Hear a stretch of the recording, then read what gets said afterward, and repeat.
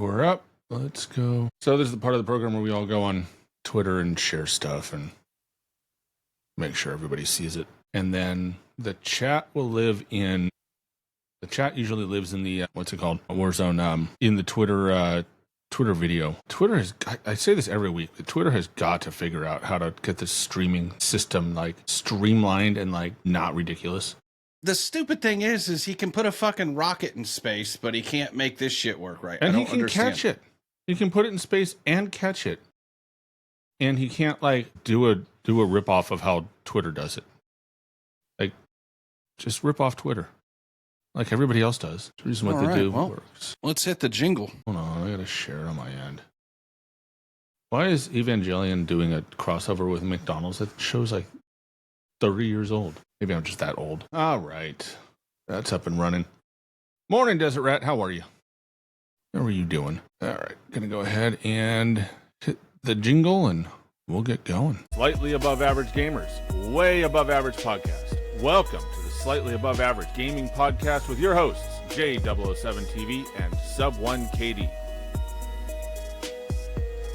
Welcome, everybody, to this special edition of the Slightly Above Average Gaming Podcast. I am J007TV, joined by Subone KD, and for our Friday night hangout, we've got a few guys from the Warzone Dads group. We've got Chad, we have Alex, we have Chris. What's going on, y'all? How's it going? What's up, y'all? It's going. It's Friday night.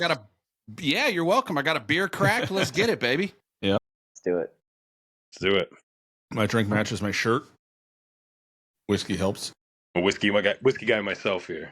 Nice. But yeah, I know it's good to have you guys. I know we've tried 3 different times to get this going, so I'm glad we can finally get it on the run. We're also pioneering a new kind of one of our new formats we want to try every now and again, where we actually talk to chat and just kind of hang out a little more. It's a little more informal than our usual episodes, but yeah, it's been good. Everybody have a good Christmas. We're out of the Christmas season if you're listening at home, and we're between Christmas and New Year, so we're kind of in that dead week, right? It's kind of like you don't want to do any work, you don't want to do anything, but it's actually a work day for most people. So you're just kind of hanging, you're just in that limbo, right? It's kind of like that period where you put in your 2 weeks notice and it's like you don't want to do anything anymore, but you don't have to show up. Yeah, I do know. I mean, personally, I had off of work today, so for the most part, just played Call of Duty, hung out with my son, all the new Christmas toys.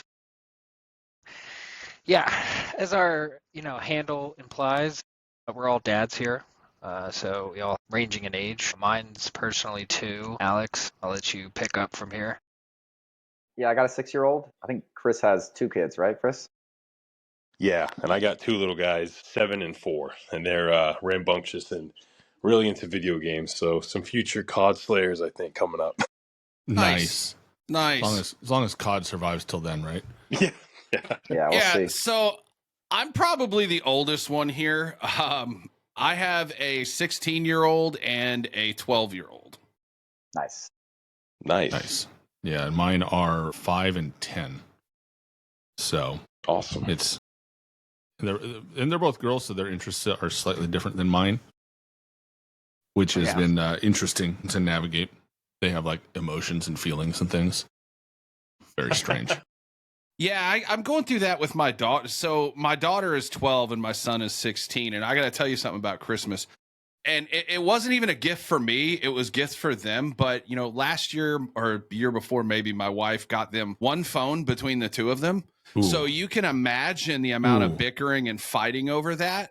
And so when she upgraded her phone and gave my son her phone, and then my daughter got to keep the other one, that made me so fucking happy, because then I don't have to hear the fighting bullshit anymore. But I think it was Chris who said his kids were into video games. Both of mine are too. My son's into Call of Duty. He's a camo grinder like Sub1. I got to take him to Champs last year. It was here in Dallas, so that was pretty dope. Nice. Yeah.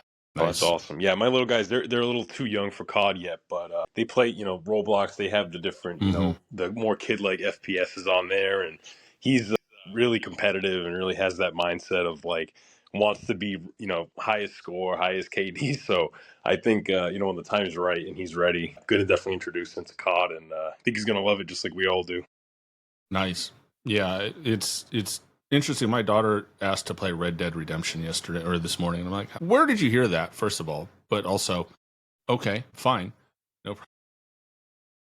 I mean, I hear it's one of the best ever. I haven't played it, but Red Dead Redemption 1 was fantastic. The second one visually was amazing. There's a lot of really cool stuff to it, but Rockstar, I feel like, took a turn lately where they started to be more hyper realistic than fun. Like you look back at some of the old, Vice City or San Andreas, where they're literally like, whatever you want to do, like we're just going to go do it. Right. Like, if you want to just rampage around the city and have unlimited ammo, like have at it. Right. They don't care. And then it got, and then you get to like Red Dead Redemption 2, where it's like, well, you want to get into a fight with some guy on the side of the road. Well, now you got to chase down that hussy who watched you and is going to call you into the cops, and you got to take care of her. And then two people will see you do that, and then before you know it, it's like you got to sneak into town and negotiate with the sheriff or something. And it's like, I don't want my actions out on the road to affect like how the game plays later. Like I that's too much. I'll play The Sims if I want that. I just want to run around with 6 shooters and have some fun. No consequences. I have enough consequences when I run around with 6 shooters in town these days. Yeah, no, I saw this video the other day in which it was a clip from Red Dead Redemption, where he killed the person's girlfriend and then chased him around the entire game from there on out. I did. I saw that. That was hilarious. And he just kept chasing, like everything. He's just chasing after him. It was great. Did y'all see that one clip where I guess it was somebody that got like this ultra rare, like either horse or something, and then out of fucking nowhere, like either like a moose or a bear came and killed him and they lost it. And it took them like several days to get that. And then they're never going to be able to get it again. Yeah. Too realistic for me. No, drove me nuts. I only logged about 5 hours into it. First, nah, pass. But that thing was like 10 years old or something. That was like, yeah, we need that GTA predated. 6. It's gonna blow everything away, I think. Yeah, or they're gonna screw it up. One of the two.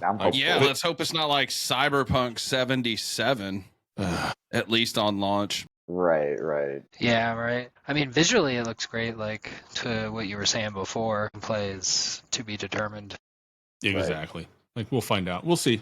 I mean, I think GTA 4 is the only one that I look at and be like, you kind of missed on that one. But I thought GTA 5 was fantastic. They did a great job going back to the roots of making it a little more fun, a little more freewheeling. Imagine if they did a battle royale and you're like dropping into Miami and everyone's doing like drive-bys and stuff. I feel like that would be absolutely crazy. It'd be pretty dope, actually. Yeah, that'd be awesome. So how did you guys all meet? Tell us a little bit about how you guys met and like why you decided to start Warzone Dads, that kind of thing.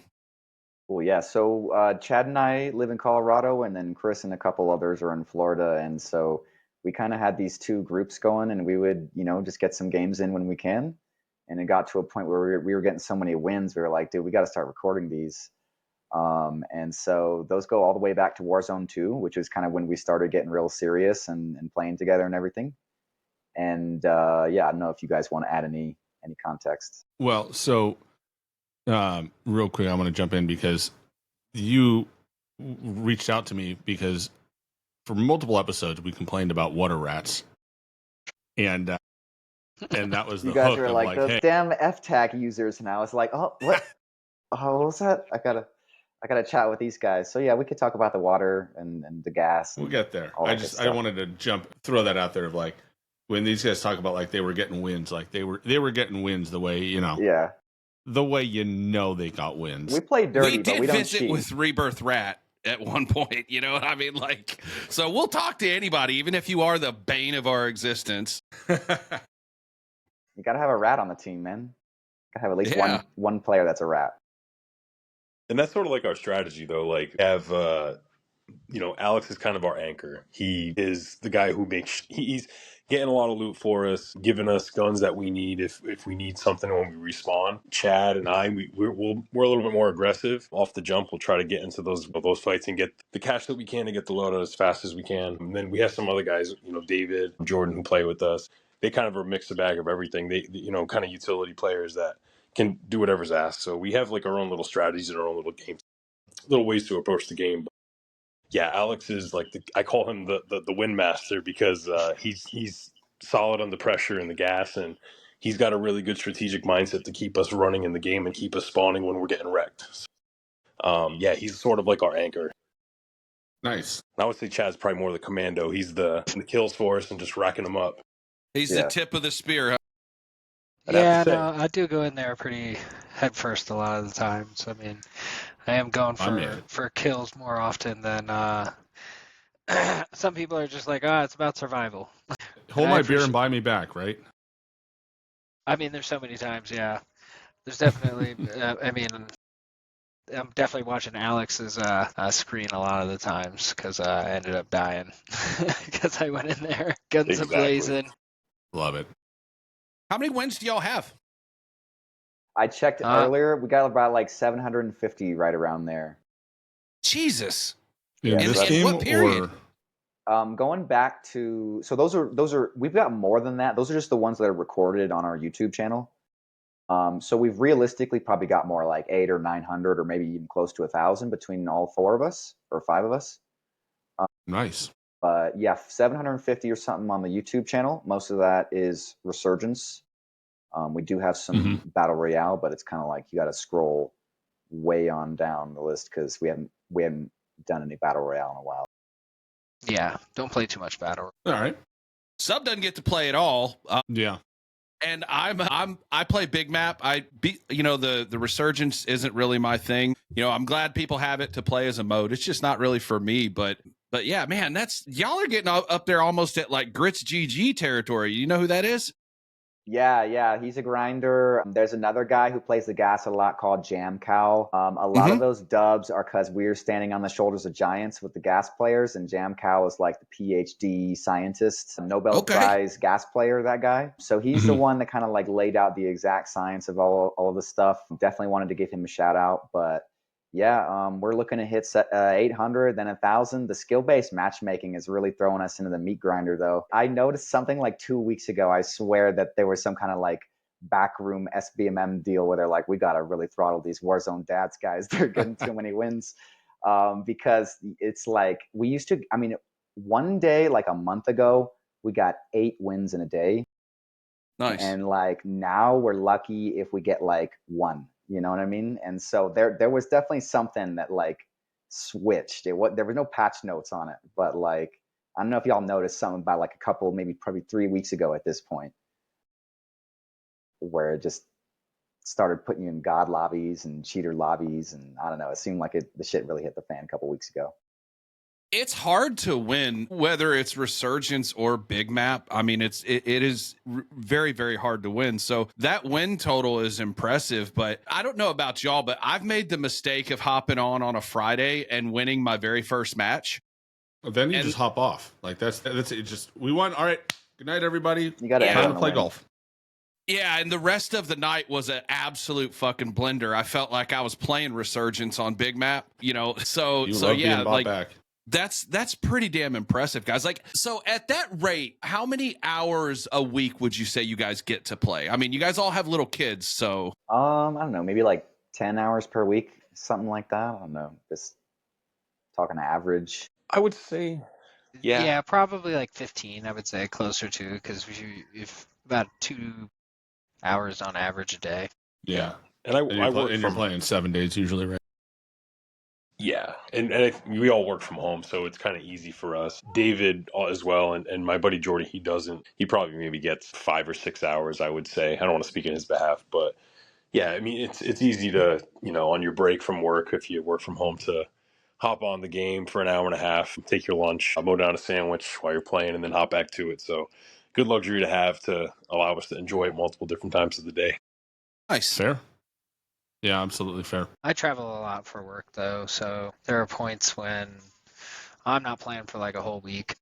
We have a buddy like that. He travels a lot, and he's always off and on. And then he'll be what's it called? He'll hop on, and it's like, it used to be nice because he'd hop on and we'd be like, oh, yay, you haven't played in a week. We get our easy lobbies, and then it feels like it's almost punishing him now these days. This is Jordan, by the way. This is one of our buddies that plays with us. Hey, Jordan. Hey, Jordan. Hello, Welcome. guys. How are you? Doing Welcome. good. I've been watching. Just had to hop on. I got a little man here. Okay. Single dadding tonight. Mom's out, so Nice. figured I'd come in, say what's up. Well, how many hours a week are you getting to play? It varies. I get probably 6 to 10. 6 on Okay. a normal week. Not bad. But yeah, I work early in the morning, so I'm not on at night. I'm in at work at like 4 a.m. So Gross. Oof. What do you do? yeah, but What do you do? it works out. I make it work. Nice. Yeah, Jordan, what they were asking what you do, though? I do garage doors. I'm a garage door installer. Blue collar life. Love it. I don't get to sit at home like Chris and put my feet up all day. There it is. There we go. Well, that's some hard work. Garage Yeah, doors Chris will ask at like 10 a.m. Anybody on? No, we're not. It's the beauty of working global hours, man. Get to hop on at different times. Yeah. No, I'm 6 hours into my day. Love it. So, well, yeah, welcome everybody. So, for everyone who's tuned in, we're tonight's kind of a more casual hangout. If you have questions for us or anybody, throw it in the chat. We're happy to reply and kind of keep that going. We've got a little bit of an open-ended agenda today, and we're just kind of going to go through and just do a lot of chit chat and kind of bullshitting with each other and just enjoying being a bunch of dads who play the game. But yeah, so how are we doing? How are we all feeling with Call of Duty right now? I know There's a lot of cheaters, I think, lately. Like, and just in general, it just seems like Ricochet hasn't been doing a great job. Stop. Yeah, just at different points, it seems as if that it's the problem persists through every single COD iteration. Yeah. Does it feel worse now than it did before? Yes, very. I mean, it's I think definitely it's better, different. personally. I would say it's better. I think that there's a lot of cheaters, like Chad said, but I honestly am very happy with this one. Okay. I'm not happy with chat bans. Yeah, the chat bans needs to stop. I've been chat banned for 2 months now. Oh, wow. Nice. I get off. About 1 hour later, I'm chat banned for something I don't even know I said. I think I have a pretty G-rated mouth, right, Alex? PG, no?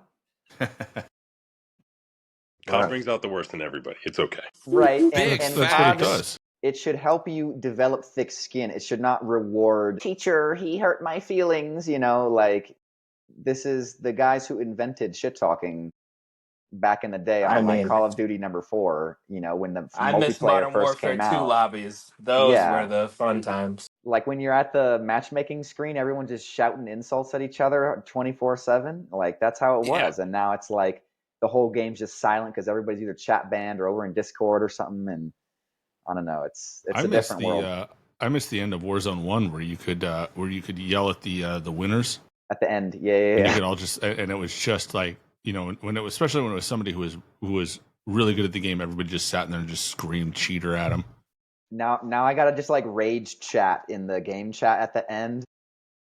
Like I'm just like typing up a storm if I get like second place. It's great. Yeah, no, chat bans have got to go. I'm not a huge fan of those either. But how are we feeling, overall? Like what else is got you guys going? What are you loving? What are you hating? I'm loving boots on the ground again. Yeah, I mean, personally, I really like the new map. It's pretty sweet. I mean, there's all sorts of different points of interest across the entire map. You're talking about Area 99? Yep. Yep. Excited for when they bring back Verdansk, which, that's something that I've been anticipating. Hopefully it gets a really good facelift. I would even love if they do like Verdansk Resurgence. They did a lot of like Urzikstan mini battle royale, and they did the Resurgence on Urzikstan also. I think Verdansk is going to be so good that I'm hoping we can get both big map and some low Resurgence POI. I want Albagra Fortress Resurgence back. That was the shit. Yeah, everybody loves that. I'm one. hoping for Best map ever. Shopping Center. Shopping Center has been. I thought it was the best Man. map they put out in Dude. Warzone Superstore? history. I'm sorry, yeah, Superstore. I thought that was the best map they've done in COD Warzone history, personally. But that's just me. I think it's Dude, the best yeah. map. We grinded the hell out of Superstore. We got like 55 wins in the 2 weeks that we had it, and so Wow. That's a lot. That was really fun. I'll say Superstore Resurgence was a really interesting one because it reminded me of Superstore back in the day when it was a hot spot. You could drop in it and just immediately be in a gunfight nonstop for like the first 5 minutes of the game. Then you had, there'd be like one king left standing, and it reminded me of that quite a bit. Jordan, you're indicating that you were the king. Oh no, I was the guy dropping Superstore. I wasn't the king. I was the one raging in Superstore. Nice. Yeah, no, but I enjoyed I enjoyed that mode because it had a lot of that chaos to it, but it also had enough around the perimeter that you could kind of work your way in, which I thought was nice. Right. And I feel like Superstore is probably one of the first recreations from Verdansk that actually felt right, because I know they did in Caldera, they dropped Storage Town on Caldera, and I felt like that rendition of Storage Town was not great. Dude, Jordan, you gotta mute. This is the problem, Sub One, with having Warzone Dads in your team, is sometimes the audio is just loaded with a whole bunch of background noise, and we're like, dude, you gotta mute. It's bedtime anyway. Yeah, it's Jordan's bedtime. I'm gonna head out, guys. I'll be watching. Right. Be a rooster or a horse. I'm just saying. Yeah. Hey, your wife said the chloroform is on the third shelf up this time. Or a horse. All right, fellas. Jordan, was great visiting with you. All Nice chatting with you, Jordan. You too, guys. Later. See you on Warzone. But yeah, they had Superstore, and if you guys remember Superstore when they did it on Caldera, right? It didn't have the same. It didn't play the same. You talking about Storage Town? Storage Town. Sorry. Yeah, Storage Town on Caldera. I don't feel like it played the same because you had in Verdansk, it was kind of nestled up against the hills, so you had like the whole hill area to play. So you could take longer shots at it, and you had a lot of cover over there. The airport was nearby, and you just had like good approaches to it. You had like the fields to the east of it were pretty open, but there wasn't anything like outside the field, so like you could maneuver around the exterior pretty easily without getting your butt handed to you. And then they put it in Caldera, and it was just like it just played badly. I felt like because of the area they put it in, it just didn't feel the same. And I didn't feel that with Superstore this time around. I feel like it felt like Superstore, like it played like Superstore played in Verdansk, maybe even a little bit faster, but not too far off. For sure. No, I agree. I mean, it definitely had a lot of like surrounding cover and different types of like buildings and different things like that made it better to drop in, especially when, the entire thing just played better because you can we were able to like camp at different times, but then be able to move through the store whenever necessary at opportune moments. I mean, I wish they would bring it back, frankly. I think when they updated and they went on to Black Ops 6, they had to revert back to like a previous coding of the Urzikstan, and so they had to get rid of it, unfortunately. Yeah. And it's when they removed the Superstore Resurgence, that was right when they started completely focusing on Black Ops 6 and left Warzone to just rot on the vine. I don't know if y'all remember that with the playlists at the end of the last game, where it's like the big map guys were begging for duos back, and the small map guys were begging for solos back. and then they were like, oh, we're like making them even worse because they brought it back down to 2. Like we had like 3 each, and then it was 2 each, and it was like, these Yeah, it was guys like duos, really quads do on big not like map, us and right then now. Solos, quads. solos, quads on big map, and duos, quads on resurgence, if I Right. remember right. Well, you know, I've talked about this before, but you mentioned something earlier about the SBMM. And last year, towards the tail end of Warzone, like so before Black Ops 6 came out, that was the most solos I had ever played. And part of the reason for that was because it was the one place where like I felt like I could actually have some kind of relief from just getting absolutely bent over by the matchmaking. And the thing about it is I'm not even really a great player or anything, but I, you know, it just, the lobbies were honestly, they were fucking terrible when you start trying to squad up. And it didn't matter whether it was people that are like high skilled, low skilled, equal skilled, whatever. Like it just fucking sucked. So I played a shitload of solos there towards the end of the last 3 or 4 months. And yeah, they screwed the playlist up so bad the last probably 2 months of the life cycle of that map. It was awful. And then the map came back. Yeah. Yeah, no, I agree. I had played a lot of solos towards the end, and I was never a solos player. But it was like you can only do that for so long, just grinding the same game type because nothing else is available. Just wonder what goes into the thought process of doing that. Like I understand it's a lot of overhead and doing code for different games and the migrations and all that. But yeah, it's just like there's got to be like some better forethinking on like those time frames or like the life cycles of the game to make things kind of transition better for the users. Well, I mean, I think if you were to take it from a business standpoint, you know, there comes a point of diminishing returns on making improvements. And you also have the problem of you have to try and keep, you know, as the player counts diminish over the years, right? Over the year. And you have to work on, how do you phrase it? You have to work on consolidating everybody together as much as possible, simply because if you don't, you're going to just, you know, you're going to end up with a very long wait time for a lot of modes, and dissatisfaction on the players, which I'm not sure they're solving. But from like the business standpoint of you know, you don't want everyone to play. You don't want everyone to get into games in their preferred game mode and only have 50 people on the map, right? Like I don't think you know, on a big map, right? I don't think that would make for a. I don't know that would make for a better experience, right? I get to play solos, but there's only 50 people on Urzikstan. Like that would be kind of like, you might as well just put the controller down and go get a beer for the first 5 minutes of the game, right? And then pick it up later. What are the queue times like in Resurgence, guys? Like, how long is it taking you to start a match and then get in? Well, what they do is first they find us a cheater, and then they put us in that guy's lobby. And so it's actually really fast because, like, you know, it's just supply and demand, and there's a huge supply. So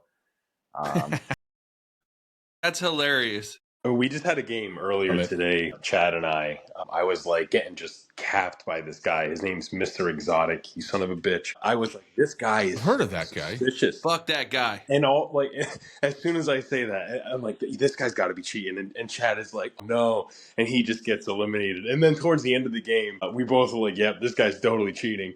And he comes down again and just mows me and Chad down in the trench. Just he's pre-aiming at my head as I turn the corner. It was just like so blatant in a default skin. It's the cheating. Like I feel like I'm going crazy sometimes because it's like these people are just doing shit. Like I like 360 no scopes and all that has happened like over the years. Like some people are just godly with that stuff, but some of this stuff that you see is just absolutely ridiculous, and it makes you wonder like how systemic is the problem. Yeah, like I saw something the other day. I mean, I think I was playing with you, Chad, but I think you stepped away after you died.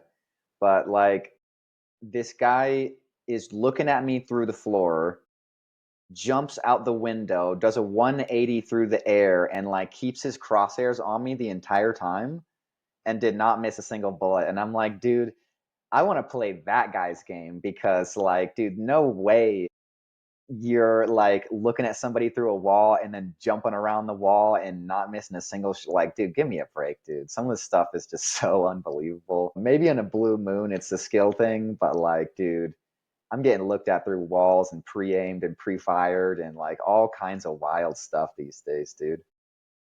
I always found the gulag is a good litmus test if someone's cheating or not, because they'll just, it's so, you can watch someone from the start of it, right? Like in the kill cam lasts long enough that you can actually see pretty much the whole fight. And I love the ones that just like, they go from the center and then they just like, before the clock runs out, they point at your head and they just kind of follow you back and forth. And it's like, I went this way, then I went that way, then I went this way again. And you're just like, doot, doot, doot, doot, doot, doot, doot, and then you pre-fired as I came around the corner. It's like, it's amazing. Could be like Your the sixth custom sense audio. There's like all these custom audio packages and stuff people do. But I mean, staying centered on the head, yeah, that you can't do that with audio, bro. So yeah, Audio's good. The audio's good. I was just messing with Jay's audio earlier this morning, but the audio is good, but it's not that good. it's Like, definitely better. yeah. Like on day one, it was trash, and they like I don't think immediately they started turned on the pushing. special. I don't think they turned audio on day one. Well, do you Yeah. guys remember in Rebirth Island, like when you would go inside the prison? I mean, when you would be stepping around the grates, it was like right on the side of your ear, every single footstep of every single person. So, like, Right, I like have some recordings of just like incomprehensible noise the entire time I'm trying to play, and it's like, I can't do this. I have to quit. Right. Like, it was so loud. So for anyone who doesn't like follow Warzone super closely, they brought Rebirth back for like 2 hours, and the audio was so bad with the Black Ops 6 audio on Rebirth that they took it away like 2 hours later. And when you were in the prison, and if someone was walking on the roof, it was like they had tap dancing shoes, and it was like a tin roof, because like every single person was just bang, bang, bang, bang, bang, bang, like on top of the roof. And Even the like prison was a circus, dude. It's insane. even like the grunts of the people getting shot, like, I'm hit. Like, it would be exemplified by like 20,000, and it was like shit. He's right in the side of me, and you go into like the next prison cell, and no one's there, and you're like, what the hell was that? Like, it and you literally find them on the sounded other right side of the inside you. prison. Yeah, So it's wild. did you guys play Black Ops 4 and play on Alcatraz? Actually, personally, I did not. That's the one I skipped over. Black Ops 4. I took a hiatus from playing games. I remember it was like Modern Warfare 2. I definitely played Black Ops 2, and Black Ops 3. And beyond that, no, like I took a hiatus then from it for a couple years, and then jumped back in. I would say, yeah, when the new one came out, Modern Warfare 2 for when it was 2019. PS5. 2019, yeah. The Well, not Warzone newest one was yeah, exactly, yeah. So like basically between Call of Duty Ghosts to Modern Warfare 2019, I think most of like our generation like missed those couple games because life happened in that period. And then that period sucked anyways. Right. Skipped Black Ops 3. I wish I hadn't. I played Advanced Warfare for about a month. It just wasn't for me at the time. And I skipped Black Ops 3. It's not for you now. It's trash. I mean, I don't know, man. A lot of people are saying that game was pretty good. I wish A I lot of would people are have saying Ghost and given Modern. it A a lot try. of people are missing Modern Warfare 2. So Well, that is true. But I'm going to say something unpopular here. I liked Call of Duty Ghosts. The story was fucking awesome. Especially the ending cliffhanger, and the maps weren't that bad. It just played a little different. Like, they didn't go the full like Modern Warfare 2, like punish everybody and slow everybody down, but it was definitely not like other Call of Duties either in some ways. Yeah, I that's have it. I've never played it.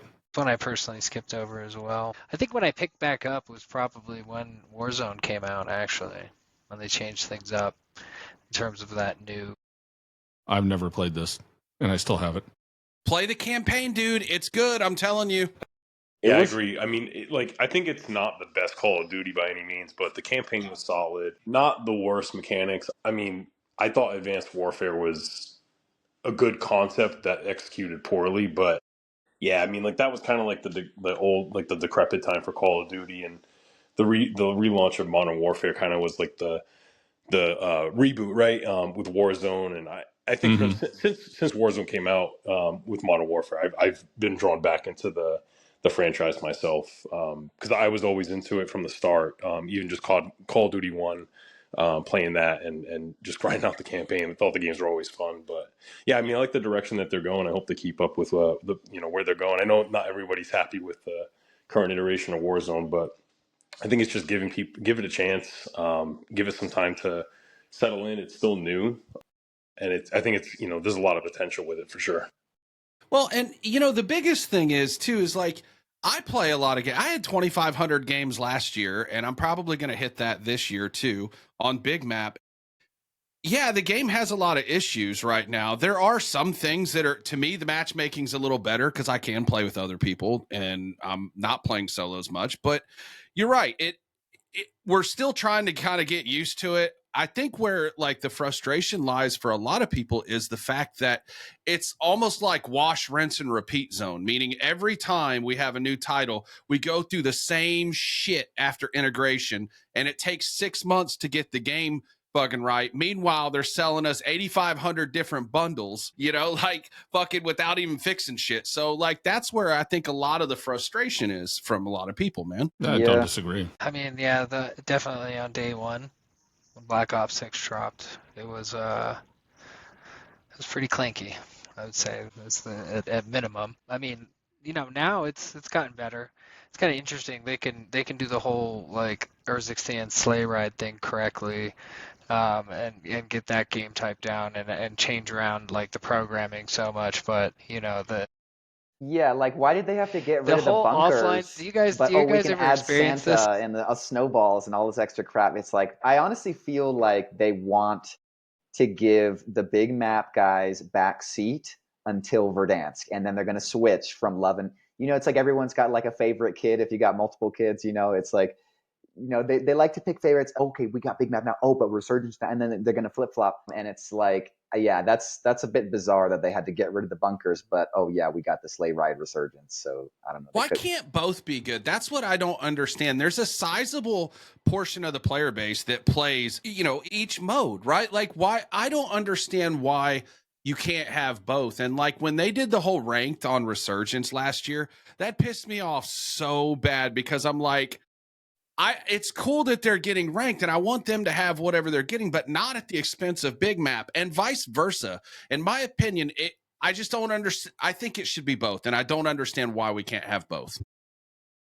Well, I think part of the problem, at least with the the programming, like the question of why would they revert the map is I don't think that they had a lot of time to. I'm not sure exactly when they grabbed the map, but I don't think they had any time to integrate the bunkers and Superstore and all of that into their version of the map.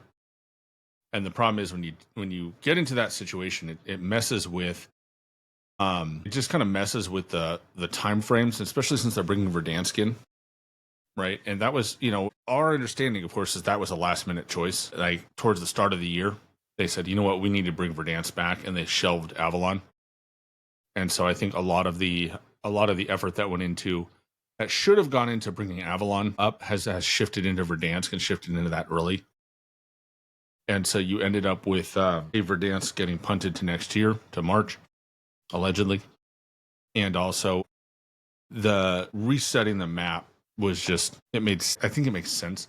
And I have a feeling these studios don't talk to each other very well.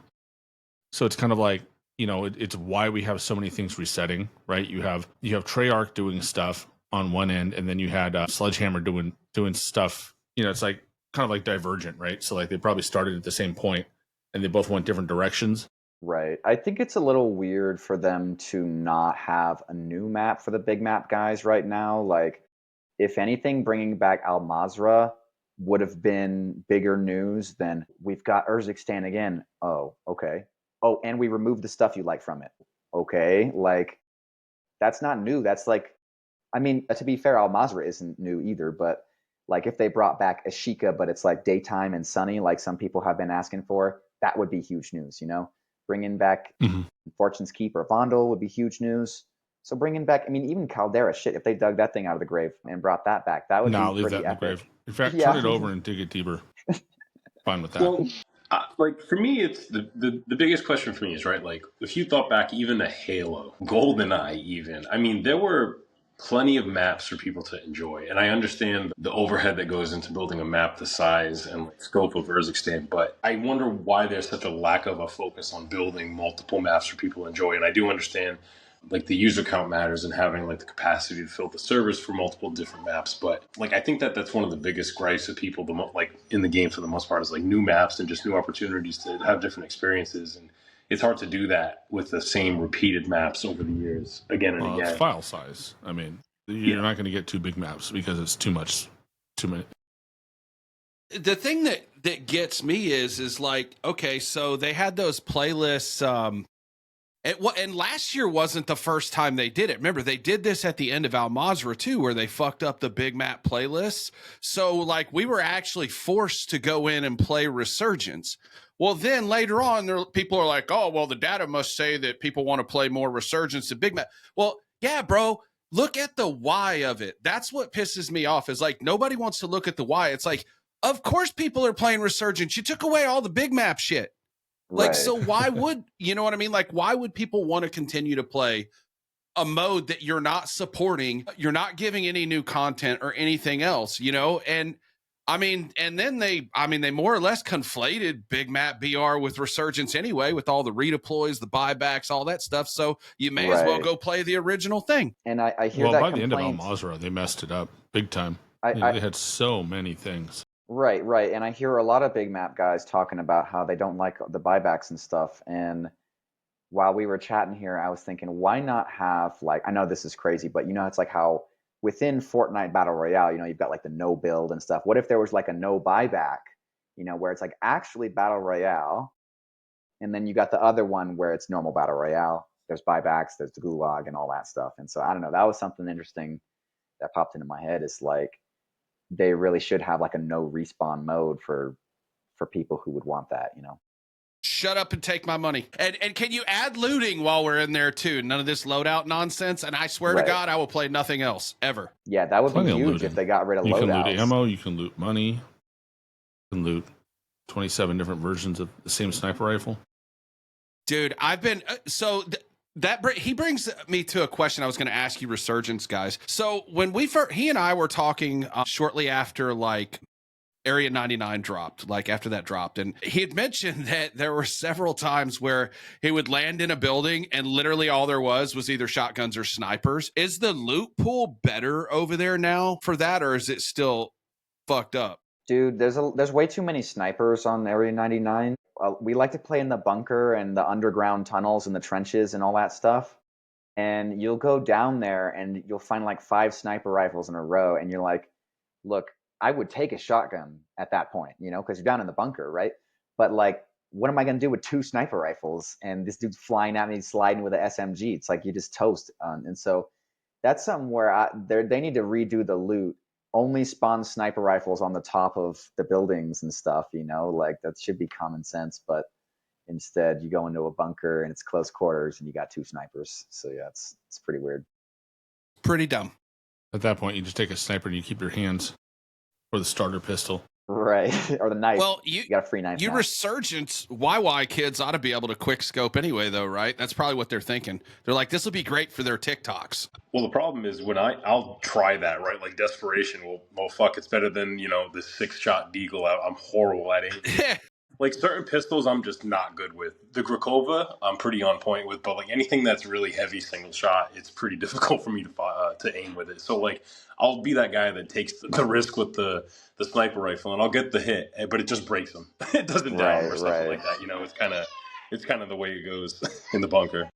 Yeah. So what? All right. So the other thing is too is what platforms are you guys on? Like what, Chris? What are you playing on? Are you on console or PC? So yeah, Chris, I'll let you answer if you want. I'm sorry, the audio broke out there. Can you repeat the question? No, I was just asking. You know what platforms you guys are on? I'm on Xbox. Okay. Yeah, so Chris and Jordan are on Xbox. The other 3 of us are on PlayStation. Okay. Do you, Alex? Do you ever turn off crossplat? You know, I do, but when we're talking about matchmaking, it like throttles the matchmaking so bad. And sometimes it either just won't find a match at all, or it'll just take forever and I just give up, you know? So the turning cross platform off is pretty hit or miss. Another thing I noticed is you pretty much have to play Rebirth in order to even get a lobby. And like, I'm not a huge Rebirth fan. The thing is crazy, like about around half of our wins are from Vondel, doing water rat stuff. Imagine like all four of us like swimming with F-Tax. And so that used to be the water map, you know, the map that was predominantly water, or at least 50-50 water inland. Fortune's Keep was also really good. Lots of water on the edge, and also some like underwater stuff at the winery that was really cool. But now Rebirth is actually the water map, which is kind of crazy to think about because it's got the least amount of water out of all three of those. And so yeah, now and I'm seeing some people catching on to that too, because I even saw another guy rocking an F-Tac a couple of days ago on Rebirth in the water. And so yeah, it's pretty interesting to see that evolve. You know, people would normally play Vondel for that kind of gameplay, but now they're forced to swim around Rebirth. So yeah, it's pretty some weirdos out there, man. I think that's one of the good changes too, you know, since we're talking about water and pistols, where they make it to where everyone automatically had a pistol to start with. Because, you know, at the end in Al Mazrah, you didn't. Yeah. Picture us in Warzone 2 and like, you know, you have to swim up and punch someone, and it's like really slow swimming up to somebody, and you're just getting straight headshots because nobody had a pistol unless you were really weird and selected one in your loadout, right? Yeah. So yeah, that was like the golden days of having a pistol in the water because you were the only one that had one. But then in Modern Warfare 3, it's like all of a sudden that Core 45 wasn't that bad. If they gave you that Basilisk pistol, then it would have still been all right for us water players. But that Core 45 had like 14-round mag or something. Yeah. You know, even it burned having an F-Tac and the other guy had that free pistol. Or maybe you get one guy and then his buddy lands on you with a free pistol and gets you, and it's like, oh my God, that 72-round mag can't shoot fast enough sometimes. Yeah. Well, it's funny. So you talked about the going back to the sniper rifles out of the ground loot. So I have been playing Call of Duty since this long ago. That's Call of Duty 1. That's OG. That is the original Call of Duty. And I did not pick up a sniper rifle until Caldera. Wow. Not even in Modern Warfare 2, like original, when that was like when they made you in the campaign. But I was not. It never clicked for me. I never got it. I never understood how to, you know. And I shoot guns in real life, so I'm familiar with how to use. Like I have half of the damn guns in my safe, right? And I'm like, you can't use it. Like you can't use a Kar 98 like that. It doesn't work like that. The thing weighs 25 pounds. What are you doing? And so, but it was on Rebirth Island on Chem. I remember this, where I picked up a ground loot sniper rifle because it was the only gun available, and some guy drops on me and starts lighting me up, and I just turn around and I quick scoped him in the head, and I was like, shit, that was fun.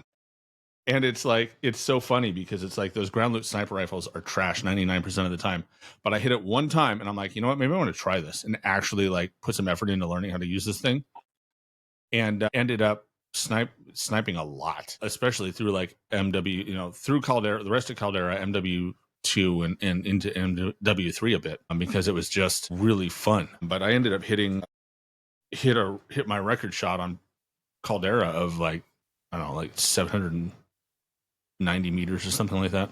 Crazy. That's awesome. So, yeah. The quick scoping thing, it's funny. I have never been ratioed so fucking hard on Twitter as I was 1 year. I was like, I think, gosh, it had to have been 4 or 5 years ago, right? And this is used to always bug me in multi how I'd be putting half a magazine into somebody and then they could one shot me and quick scope me. So I fucking hated it from there. And I'm like, that's not skill, da da da da da. And I said that shit on Twitter and got absolutely fucking roasted for it. And you know what? I'm going to go ahead and say it. After I took the time to learn how to do it and to practice it, it does take skill, and I deserve to be fucking roasted for that. It was a bad take. You know, using a sniper rifle, especially being able to quick scope on controller, especially, is fucking with no aim on the ones with no aim assist is dude, that's skill, bro. Right. Yeah, but it's so interesting how different play styles change and different added. You know, the attitude can change really quickly. So I know you guys are big water rats, and I actually ended up doing some water ratting on Vondel, and enjoyed that a little bit. I was an absolute terror on Vondel for a while, running the F-Tac and the Lockwood 300 when it was broken, and throwing knives. The dual shotguns, that one. Mm-hmm.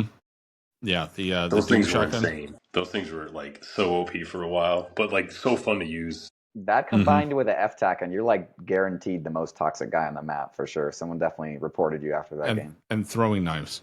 It was like when you want to, when the game is cooperating and I'm not at 30% packet loss, playing like a toxic SOB is really an enjoyable play style, especially when death comms are working. Right. Because you get to pull off some of the most insane plays, and then you get to hear the reactions afterwards. How have you guys enjoyed, you know, I mean, obviously not right now because everybody's chat banned, but prior to chat bans, how have the death comms / open mics been? I mean, you know, it is what it is. Sometimes it's really funny. One thing I really liked doing in the previous Warzone was, I don't know if you remember Fortune's Keep, but there was a huge boat that like kind of drove around the map. And I really liked, there was this like God spot on the boat where the boat could push you in the water and you were kind of like down at the very front of the boat. No one would really know you're down there. And you could just stick to the boat and just ride. And so you could troll people. They'd be searching the whole boat. They would turn on the UAV tower for the boat. They'd be like, where is he? Where is he? He's got to be glitched into the boat somewhere. And it's like you were just in the water and the boat was pushing you, and they wouldn't think to look down there. And so that was kind of like peak trolling in the prox chat, because I mean, only like 1% of players knew that you could like be down there. Mm-hmm. So for the most the part, rattiest of the rats, you of could course. just chat with people and get to know them and stuff. It was really funny. Well, like there was this one time Alex and I were doing that in a game of duos, and there was this team that was like, just where the fuck is he? And I had my pistol and a rocket launcher, and the guy kept coming to the end of the hall, and you could just see in the rail, like toward the end of the front of the boat. And I was shooting with a pistol, getting he's like, there's no plates on the boat, so I knew they had no plates. So I'm just hitting him with the rocket with splash damage. I downed him like 4 times, and he's getting so pissed because his teammates coming to revive him, and we were cackling, laughing. But yeah, it was funny to mess with people in that area because they would have no idea where you were, and like they get so raged, they just rage in the chat, and sometimes even just quit after getting down repeatedly. Oh, that's great, Jay. I know you love the trolls and the cheese. You know, i.e., you love delivering the death comms. We all appreciate. Yeah, I like the death comms, and I like the prox chat. I mean, I've been called a puta madre more times than I can count since Caldera. For a while, I didn't even know what the fuck that meant, but okay. You know, so, and then I had one guy tell me he hoped that I caught leukemia after I killed him on camera. I don't fucking know. Floating through the air, you just. It was funny. And one of the very first funny death comms that I got, and I actually have the clip on TikTok. I don't know why, but it cracked me up. It was on Verdansk 84. And there was, by the construction area, there was another like neighborhood that was up a ways. And it had like the brick outline fences with houses. We rotate into this housing complex, and I down this guy. And as I'm sliding around the corner and I pull out my pistol to shoot him, I hear him in death comm say, "Don't let him do it." Like, I don't know why, but it just fucking cracked me up, dude. I was laughing my ass off. Dude, you know what? The Chris, you know, the he's hacking on him thing. Like, so every now and then there's just some really funny comms from like the other team. Chris, I don't know if you remember what you did that made that guy think that you were hacking or something, but like that's one thing we say is he's hacking on him. If anyone's ever doing anything weird. The funny thing is with that whole thing, right? He sounded like a really old man too. Like he was like, he's hacking on me. Like he sounded like he was like very like a grandpa. And like I just basically slide killed him with like the PP-19, nothing special. But like just I'll never forget that. Oh, he's hacking on me, and like it just stuck, and it's been the inside joke since then. Oh, it's funny. That is hilarious. One of the ones though that I felt the worst about is I rolled up and I can't remember exactly the situation. More so, I remember what was in the comm, but like somebody's like laying down in a building and I come in there and like fucking assassinate him, and then I hear this dude's baby crying in the background, and I'm just like. I felt so fucking bad. I honestly felt bad for just a second about doing that because dude sets his controller down to go like take care of his baby. His wife's probably gone to the grocery store. His baby's crying, got a shitty diaper or something. He's going to go help take care of the baby. And here I am executing this guy for my content. I felt so fucking bad about that. I bet he catches the kill cam. And then right you stop feeling bad about it by the time back. you were done, right? Yeah. Yeah. Oh, that's funny. I had one. So when Warzone 2 launched, I actually had a really wholesome experience with Prox Chat. We dropped in, but I was looting on my own, and going to meet up with the guys, and all of a sudden I've got a team on me, shooting my ass off, and I'm like, I get downed, and I'm like, some bitch, I'm just trying to loot my shit and get out of here, and this one guy goes, oh, okay, man, well, we'll let you go then. I'm like, all right. So I res myself and run the hell out of there. I'm like, run away. And run into my teammates, and they absolutely do not believe me. And we run into them later, and sure enough, they're like, hey, it's that guy we let get away.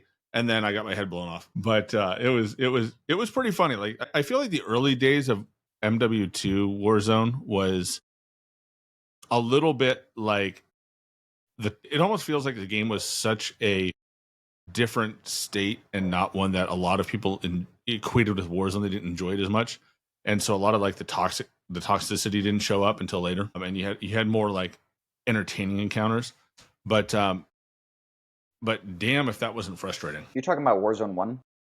Warzone 2. Okay.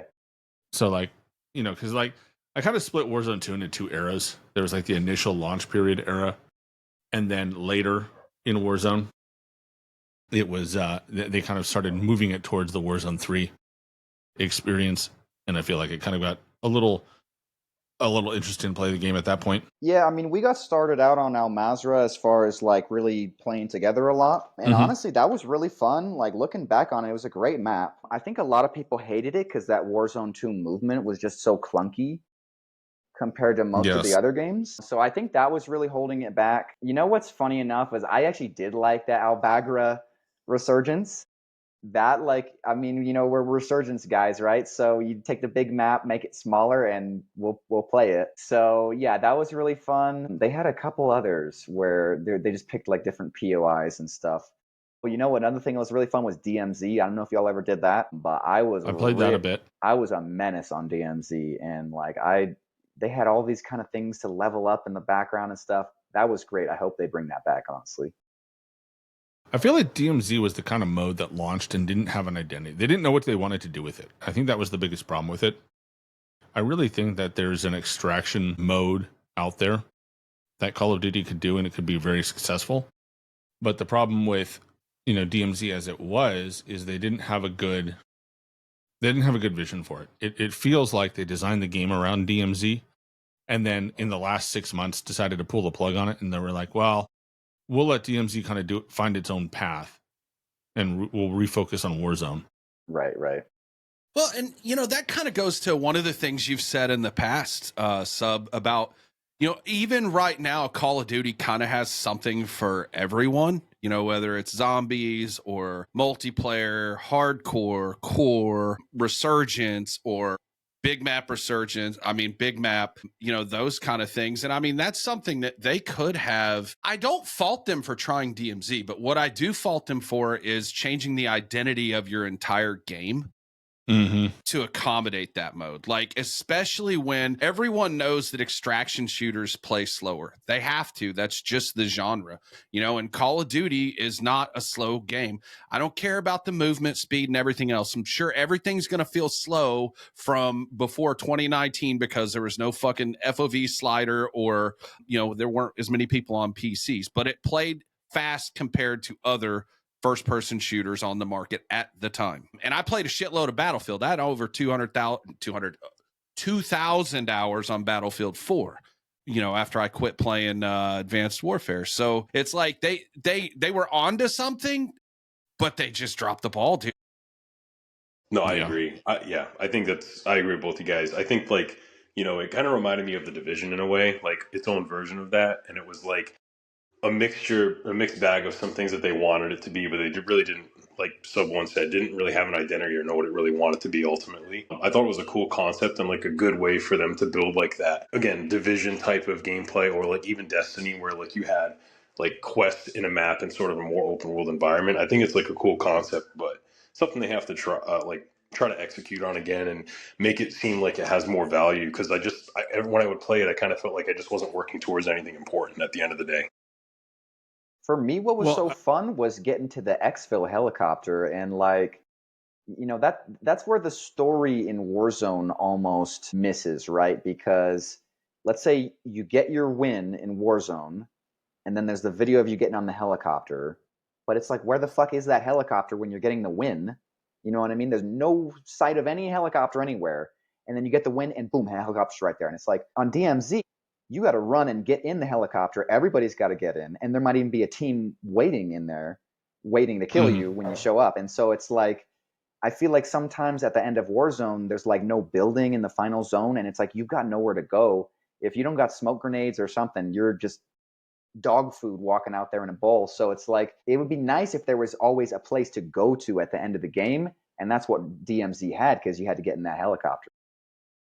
Yeah.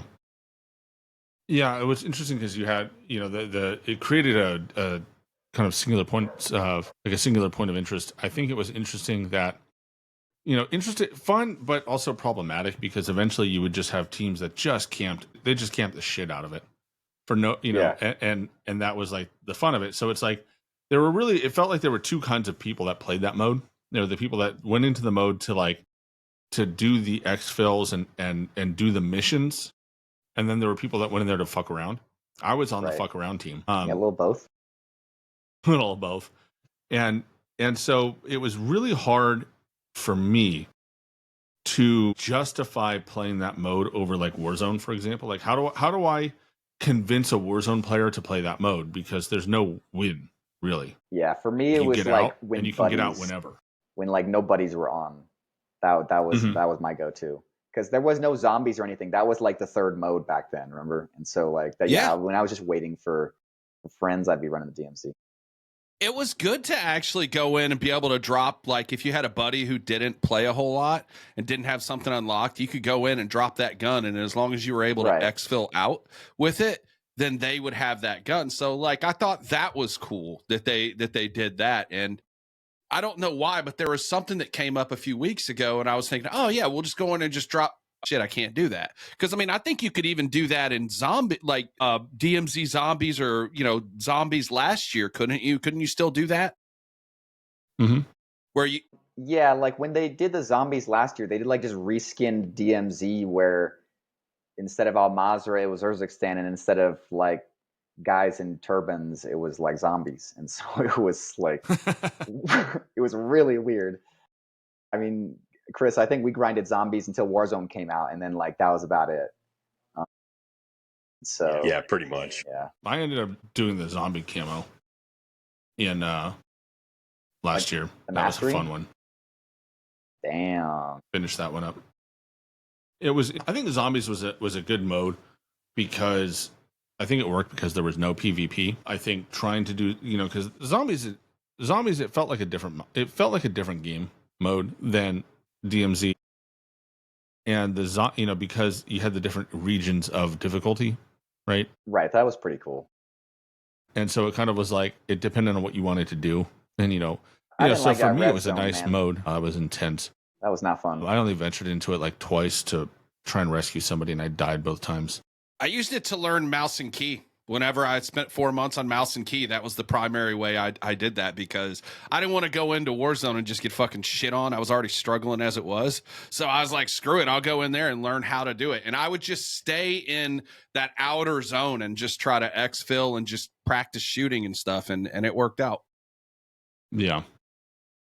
The difference between in quality between the two modes, I think speaks volumes, because I feel like Zombies was, even though it was a fun mode, it was a more accessible mode in a lot of ways than DMZ was, because DMZ, those bots could be atrocious once they got going on you. They would light you up. And then the players who want to just kill you and steal all your loot, like, it was a really cutthroat world. You spend a couple hours grinding away, you got your large backpack and your 3-plate vest, and then someone just comes by and caps you, like, and all that progress is lost. Gone.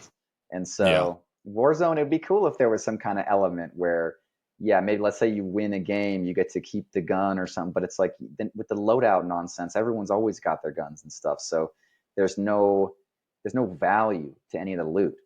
Whereas DMZ, there was actually some value because you could keep it and then bring it back into the game easily. And so that was pretty awesome. I thought the problem with DMZ, the bigger problem was that there was nothing to do with the stuff. Like, they had that one mission in the campaign in MW2 where you were sneaking around the villas or not, like the little town, and you had to like cobble together weapons and explosives. Dude, I hate missions like that where you got to sneak around the whole time. It's so annoying. But if you think about it in terms of like how that played versus like Tarkov plays, like, it's a pretty good clone of like how Tarkov it's a COD. That mission is a COD take on Tarkov, right? Like, and then I feel, and so there was kind of an expectation set of like, this is what DMZ is going to be like. This is going to be the future of Call of Duty, and then they dropped the ball because there wasn't craft. When did crafting coming in? Like 6 months later. They brought that in about halfway through, where you could like actually build the vests and all that stuff. I mean, ultimately, they kind of just let it wither on the vine, by keeping it on Modern Warfare 2. Lots of people say they're going to make a DMZ 2, but I don't know. I'm not going to hold my breath on something like that. But I think the problem is when you have when you have something like DMZ where it's an extraction mode, but you look at like successful extraction shooters, it's like you extract stuff. Like, that's the whole point. Is you extract stuff, then you have an out of game inventory that you manage. And so like I look at like Gray Zone Warfare is a great example of that, where it's like you get out of the game, you get out of the mission field with all kinds of stuff, and then you decide what to do with it later, right? You have your inventory, you have your chest to store it in, and you decide what you carry and what you leave behind. And Tarkov does the same thing. The problem is when you have DMZ, it's like everything you bring out, it just converts to cash. So at the end of the day, the only thing you're extracting is cash, and it wasn't really even like that useful. Like, you just needed to have your loadout. You extract with your gear to do your loadout, and it's like, and the cash turned into XP, right? Like, yeah, that's right. It was just XP. You just got XP. They gave you like a savings account, and once that was full, I think it all went to XP. But I think that came later, because early on, it was a later edition. Yeah, early on they had, and this was. I'll tell you, this is the problem. This is what I mean by they didn't know what the hell they were doing with it. Like, they had no vision for it, or they had a vision and they abandoned it before they finished it. One of the two. The point of an extraction shooter is that you extract with stuff, and you do stuff with it, right? And you didn't extract with anything. Like, the only thing you brought out is your weapons and your gear, and once you were geared up, that was it. Like, there was no real point on playing again. Call of Duty relies too much on the loadouts, man. I think that was their thing. It's like, oh, well, you get to extract with your loadout, so that's cool. If you go in there with it, you get to extract with that. Because I think Sub is exactly right. Like, did you guys play Gray Zone Warfare at all? Well, it's not on console, so you wouldn't have. Right, and neither That's Tarkov. the first extraction shooter I've ever played, and that's actually intense. You can legit like lose your shit, lose all of it, like you lose everything, and it's fun, but it's not fun to play by yourself. Whereas like Call of Duty's iteration of their extraction shooter, you actually could go in and play by yourself. It still sucks if you had to.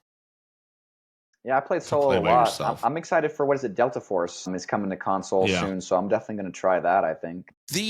So I've got some buddies that are playing that right now, and they say the extraction shooter side of it is really fucking awesome. Like, That's literally all they're playing, that Marvel Rivals. I played one match on it. You know, I dabbled on mouse and key before, and then I went back to controller because it just doesn't make sense to put myself at a disadvantage on purpose in a game that I can struggle in sometimes anyway for Call of Duty.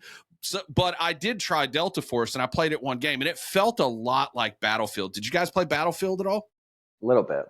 Battlefield 1, I think. I played Battlefield 4 quite a bit, and Battlefield 5 too. 4 was the best, Chris. Yeah, 4 was awesome. Yes. I played that on PS4, and I thought that was just a unique game. Like 9 out of 10 for me. Just Same here. like one of those games that, like, if I got the opportunity to go back and play with a group of people who were like trying to play seriously, it would be super fun to have that like competitive nature of that game. It was just something that they haven't really replicated since then in any game. That type of big map gameplay style was just amazing to me. Yeah. It was fun. And it was funny because there used to be like this rivalry between like Call of Duty fans and Battlefield fans about, you know, it actually takes skill to do this in Battlefield and it doesn't take that to do it in Call of Duty. And it's funny because having played both, I can see why that would be a thing. But at the same time, there are things in Call of Duty that actually do require skill to be able to do as well. You know, I think they both kind of have their niche. And one of the reasons, and Sub and I have discussed this before, that I think that Call of Duty is in the shape that it's in right now, especially like with the multiplayer and with Warzone, is the fact that they've been winning by default for years, because there has not been another good like first person AAA shooter that's been on the market that's been able to captivate players in the way that things were when Battlefield was at its peak, right? Like Battlefield falling off, believe it or not, is probably one of the worst things that ever happened to us Call of Duty fans, if I'm being real.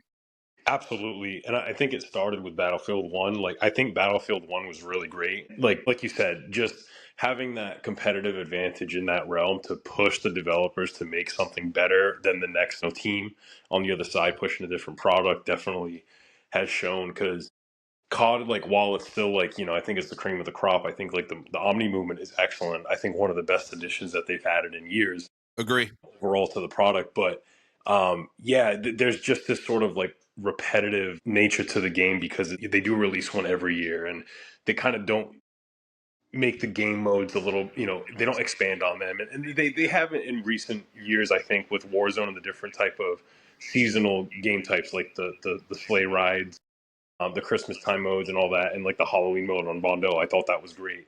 But overall, I think that having that lack of competition, that true like push to make things more unique and proprietary. Because I mean, when they came out with Modern Warfare 2, the original, I mean, it was just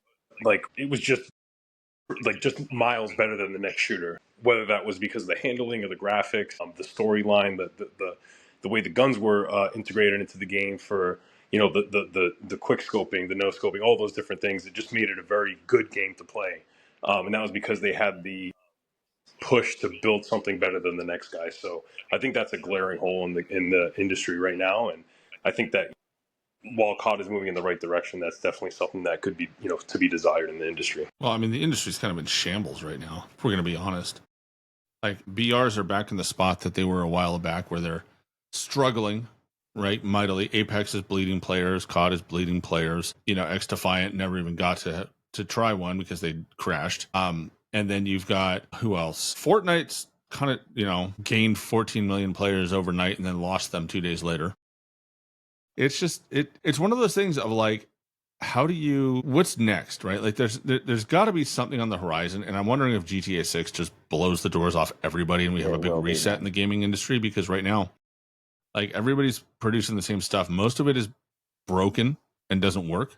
And the rest of it's kind of crap, right? Like there's a couple of single player games that have done well, but they, those sort of games can only, they're only playable for how long? What's up, Jordan? How are you, buddy? There's only a few people, a few single player games out there, right? You had like Wukong and you had Hogwarts for a bit and you had some of these other ones. And it's like, what are you going to do, right? At some point, like, you're just done with the single player mode. And it's like, you got to have a good multiplayer game to keep things going. And there just isn't one right now. I mean, it's been really interesting to see, they really marketed this Call of Duty as, we've been developing it for 3 years. And it's like, you look at the community, Do they feel like it was developed for 3 years? I would argue no. And so that's the interesting thing is, okay, 3 years, you still don't have perfection after 3 years. GTA 6, that's going to be like 12 years, definitely 11. We've never seen that before. I don't even know if we've seen a movie that has been under development for 12 years. Yes, we did. We did? Which one? We saw Duke Nukem Forever. 15 years. I can't say Turned I've out seen great. that one. Great idea. Yeah, so Great game. You get my point, though, right? As far as games go, I mean, I think they've spent way more than whatever the closest. Yeah. And time. But I think and money, too, one of the things to keep in mind is there's a difference between active development and planning, right? And it all gets lumped into the amount of time they spent working on the game, right? So like this sort of thing, they probably spent, probably did spend 4 years working on the game, right? But it was like, they spent the first 2 years talking about it and planning it and coming up with like what they wanted to do and how they wanted to do it, which is fine. But when it comes down to actually putting, code together, the amount of time they spent on it is arguably less, right? And it shows in how the code comes out, which I think is one of those things, again, of like, how do you, I don't know, how do you justify calling it for development time when it's like you're not actually, they're probably spending no more time developing the game than they did Black Ops 3 or Caldera or any of these other ones, where it's like the amount of time they're spending probably 18 months, 2 years actually coding the game. Right. They remastered the rest of the time is just GTA 5 like 2 or 3 times also. So it's definitely not possible to say, they spent 100% of that time on the next one because they did like the GTA Online and all that stuff. So they definitely they did Red Dead Redemption, and they did they've done some other stuff. So Rockstar I think is a bit different because they're a one game at a time company. Like they don't have persistent games. So, and there's something to be said, and arguably there's something to be said. If you don't have anything good to produce, don't produce it. So, well, the last thing you want to do is ship a product that's fucking terrible and people don't like, and has 30% packet loss. Yeah, well, and that's the other thing. Like, that's what frustrates me, right? Like, this is what I need this boardroom to start thinking about. Sub and I are trying to do a podcast here, and we want to talk about Warzone. Right now, it's a fucking one-way conversation because my guy can't even play this shit. Yeah. I'm just kidding. Totally kidding. They don't need to think about me at all. I'm just fucking joking. Well, it's like the other night, right? We're grinding zombies. Alex, what were we, around like 41 or 39? I can't remember, right? And all of a sudden, I'm running away from a group. We're going counterclockwise in Citadel in the very beginning where the final boss is, right? And all of a sudden, I shoot the ray gun on the ground. My guy jumps to go over a car. He keeps going up and just flies, and my screen freezes and just goes white static. And they said that I just kept flying in the air. And it's like all that work, hour and a half, 2 hours, and just to get DC'd in the middle of, a massive zombie run because the game can't handle all that's going on. And it's like, that just killed it for me.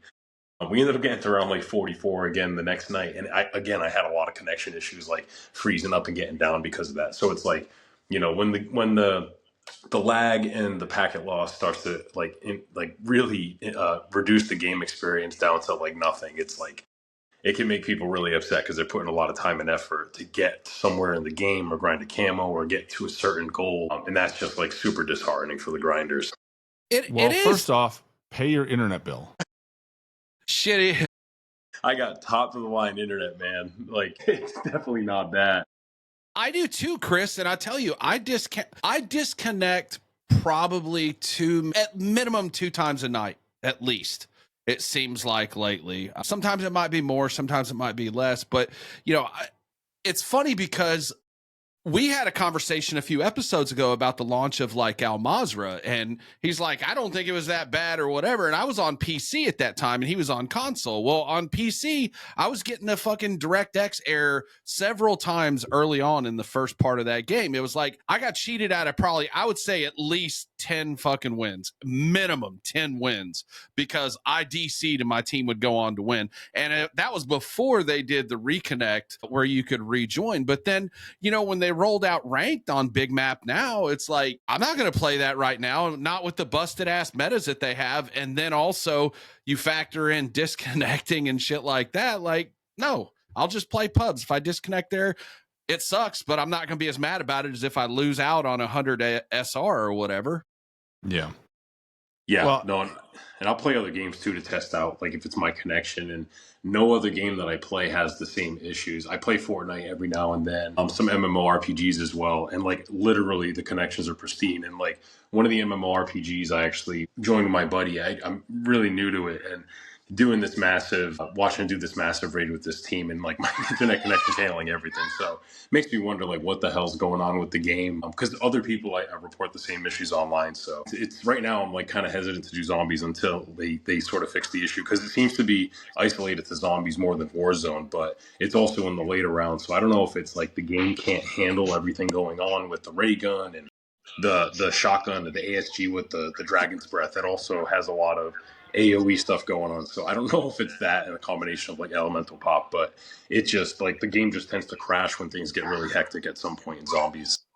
Well, the game definitely is struggling with lots of when they have a lot of stuff going on. So like, for me, it's like it was definitely seemed to be tied to player count, because I'd play Warzone, it would be like 15 to 30% packet loss every game. But I could get onto boot camp and it would run smooth enough, like 0 to 3% in that mode. And there was only 20 actual people in that mode, so it was much more reasonable. But now I'm seeing, I'm getting, like, I've played the last 2 days at like 8 to 9% packet loss in multiplayer. So it's definitely problem. It's just whatever they've done on whatever is going on with their servers, and I don't know if they're like misconfigured. I don't know if there's some bug in the game itself that is just not, in the way it communicates with the servers, that is just sub-ideal. But it has been a disaster. Well, in that regard.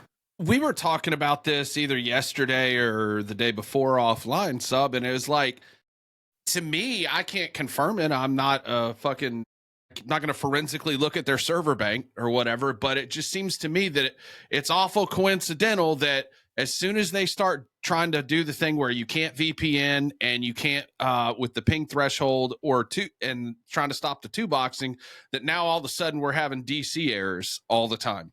Like, and packet loss is up, ping is up, and everything else. To me, it's just I don't know, maybe it's a coincidence, but I feel like there's a correlation there.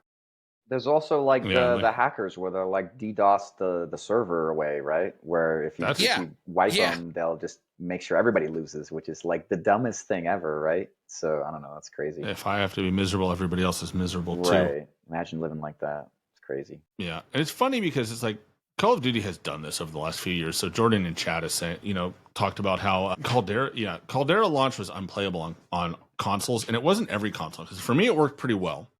I could play it at launch. My buddy on Xbox could not play it. He had to miss the whole preseason for the most part. Like when he hopped on, he would crash out or lag heavily through most of the game. And so he had a miserable introduction to Caldera. It worked pretty well for me. But, and then Modern Warfare 2, PC had that whole issue with NVIDIA. They updated their drivers like a week before it launched, and totally screwed everybody on NVIDIA. And then I think they had some other optimization issues.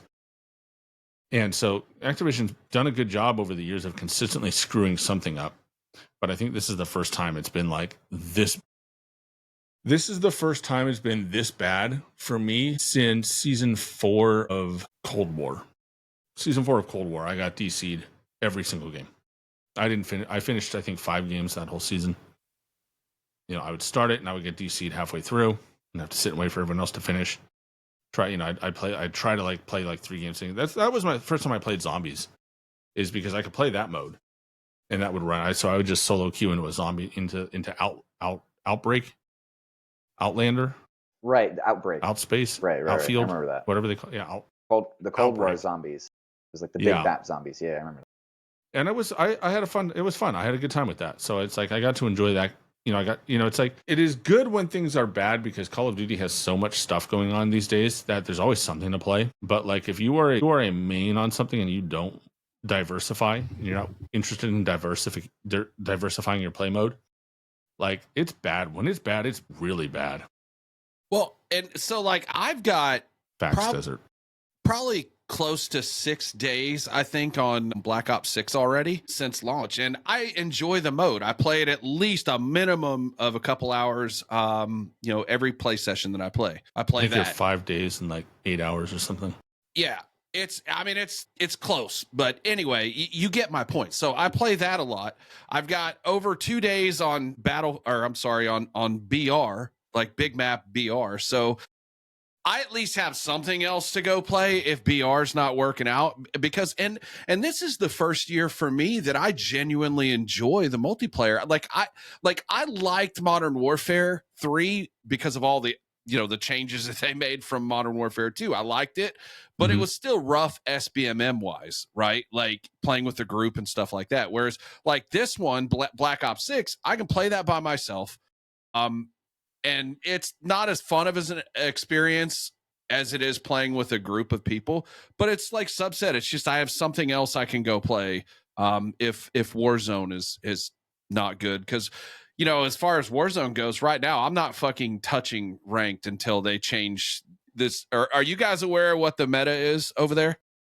I listen to the podcast, so I'm aware of the 100 Wow. round mag and the battle ready and everything. You know what was really funny, Jay, is I've actually been messing around with the XMG, and with that you can put a 200 round mag on it. And so I'm thinking that's what we got to do with these guys who show up with their. You don't want to bring a 100 round mag to a 200 mag fight. So that was a suggestion that I've actually been getting some kills where if I had a different gun I might not have got it. So yeah, that XMG with that 200 is it's pretty solid. That XMG is nice. It really is, because I've actually used that a couple times in Big Map BR. And I'll say this: I'm happy that that the ARs are being treated the way they are this year, because it seems like the years before, it was the last 2 years, it's been either battle rifles or LMGs that have been like absolute meta, right? It's just when you factor in 100 round magazine on a gun that has a fast fire rate and no fucking recoil, like it's just not a good combination. You want to run it in pubs, fine, whatever. Just ranked play, it's really not good. But what are y'all running over there? What's the meta and resurgence? Like, what do you guys run over there? I know a lot of times it's very similar, but there's got to be some kind of variant, right? I like that PP919. I like the Tanto. I like the Tanto, really? The KSV. Okay. But yeah, I mean, it seems like most of the new guns are pretty good. I don't really think there's many that are super bad, I would say. I don't like the semi-auto ones. I'm pretty much not using any of those, but for the most part, the other one's pretty good. Yeah, that's the weird thing about metas, right? There's always something going on. And what's your favorite meta of all time? Speaking of metas, since we're on that topic, out of all the war zones. Yeah, like if you could have one gun that like this is like the one that I will just always have available and can run it, what would you run? I used that M13B a lot in like the beginning of Modern Warfare 2. That gun was really solid. I don't know, Chris, what comes to mind when you think of that? DTIR for me. Yeah, that one was pretty good. That was some of the best Call of Duty I've ever played in Warzone with that thing. Even when they nerfed it, it was just, I think just like, I would still run it today, if not for how good the XM4 feels. I run that primarily in the PP19. The PP19 is deadly from long range and close, so those are my two. But yeah, I mean, my favorite gun, it's making me want to run the DTIR now next time I play. I have to go with that for sure. Yeah, nice. Jay, I know we've trod over this before, but where are you at? Really, there's 4. So the Kilo, the AMAX, the MP5, so all 3 of those are Modern Warfare 2019, and then the Swiss K31, or K-Swiss as I like to call it. K-Swiss. I fucking loved that gun, dude.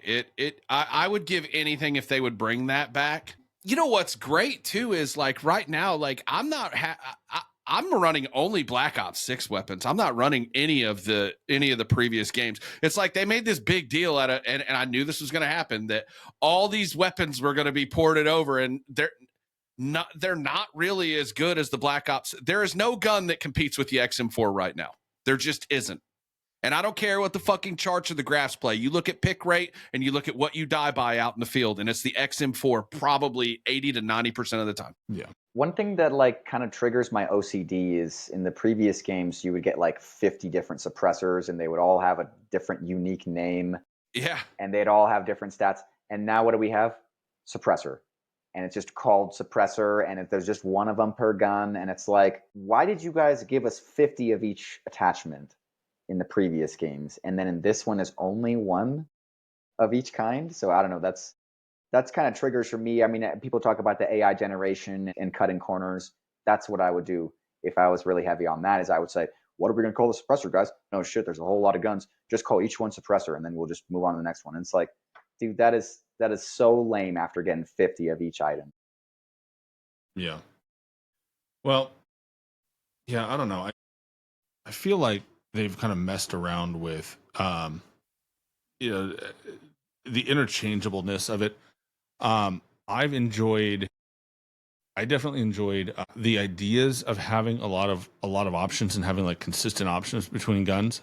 And I wish there was some more variation. I wish they'd somehow bake more variation into it. But there was always like one attachment that was just better than everything. Like it just did things better.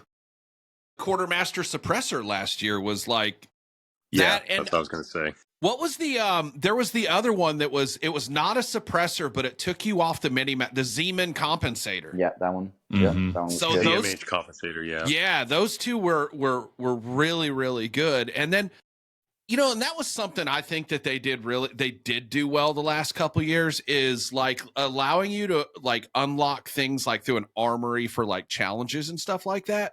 Like I liked that. I think they did really, really well with that, being able to do that. For me, there was I think like the way that they handled was Go like a ahead. glimmer of hope with this buffer stock. When that dropped, I was like, okay, so here's like one of these like, you know, meta attachments. And you can use it on multiple guns. That's what we used to have. Like, for example, that quartermaster, you could put that on any single gun, except for like maybe pistols. Yeah. And so with this buffer, it's like you can only put on 2 guns. So it's like we're kind of getting there.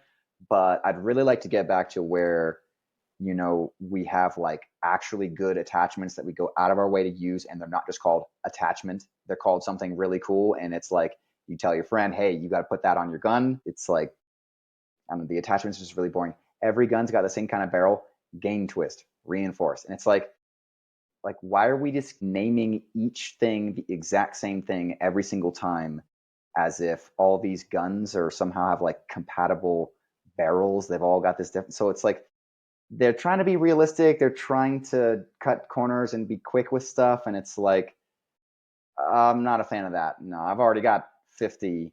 Well, I'll say each. this, you know, in actual firearms, you know, the gain twist or the short barrel, like that, it's describing like profiling of the barrel. So like, you know, you would have in shooting, you would have a bull barrel, which would be basically like a more cylindrical barrel. And then you would then flute it if you want to cut it for weight. So like if you are shooting from a bench, like you have a precision rifle and you want to shoot like, you know, like 1,000 yards. Right, you would use a heavier barrel because it absorbs recoil better, and so you know, and it would be, sometimes you would take a barrel, you could make it longer, right? And then other barrels you would do, and depending on how you want the bullet to perform and what you're shooting, you can actually increase the twist on the barrel, and so you would have, so even though, you know, it would be the different guns, right? You're still increasing the twist because it's the same caliber. And so it's like the conventions and stuff are not too far off of reality and like what you would see in the real world. But I think they take a lot of the fun out, like they take a lot of the potential fun out of it, where where every gun is the same. Like Cold War had the same problem. Cold War had this problem where it was like, there was a point I could recite the Cold War AR build from memory, and all I needed was the name of the gun because it was the same attachments on every single gun. Agency suppressor, fucking Ranger foregrip, axial arm, 3 times optic, long barrel, fucking yes. And what is it? I can't remember what the rear grip was called if you had one, commando but also grip, or the extended mag, you know, those kind of things. Yeah. But we've discussed this, and to me, I don't mind the simplification of the attachments if that is going to be followed by like better balancing and faster balancing on the weapons, right? Like I feel like the last 2 years, there's been entirely too many fucking attachments, and most of them are useless anyway. So why are they in there? You know what I mean? Like, why are they in there?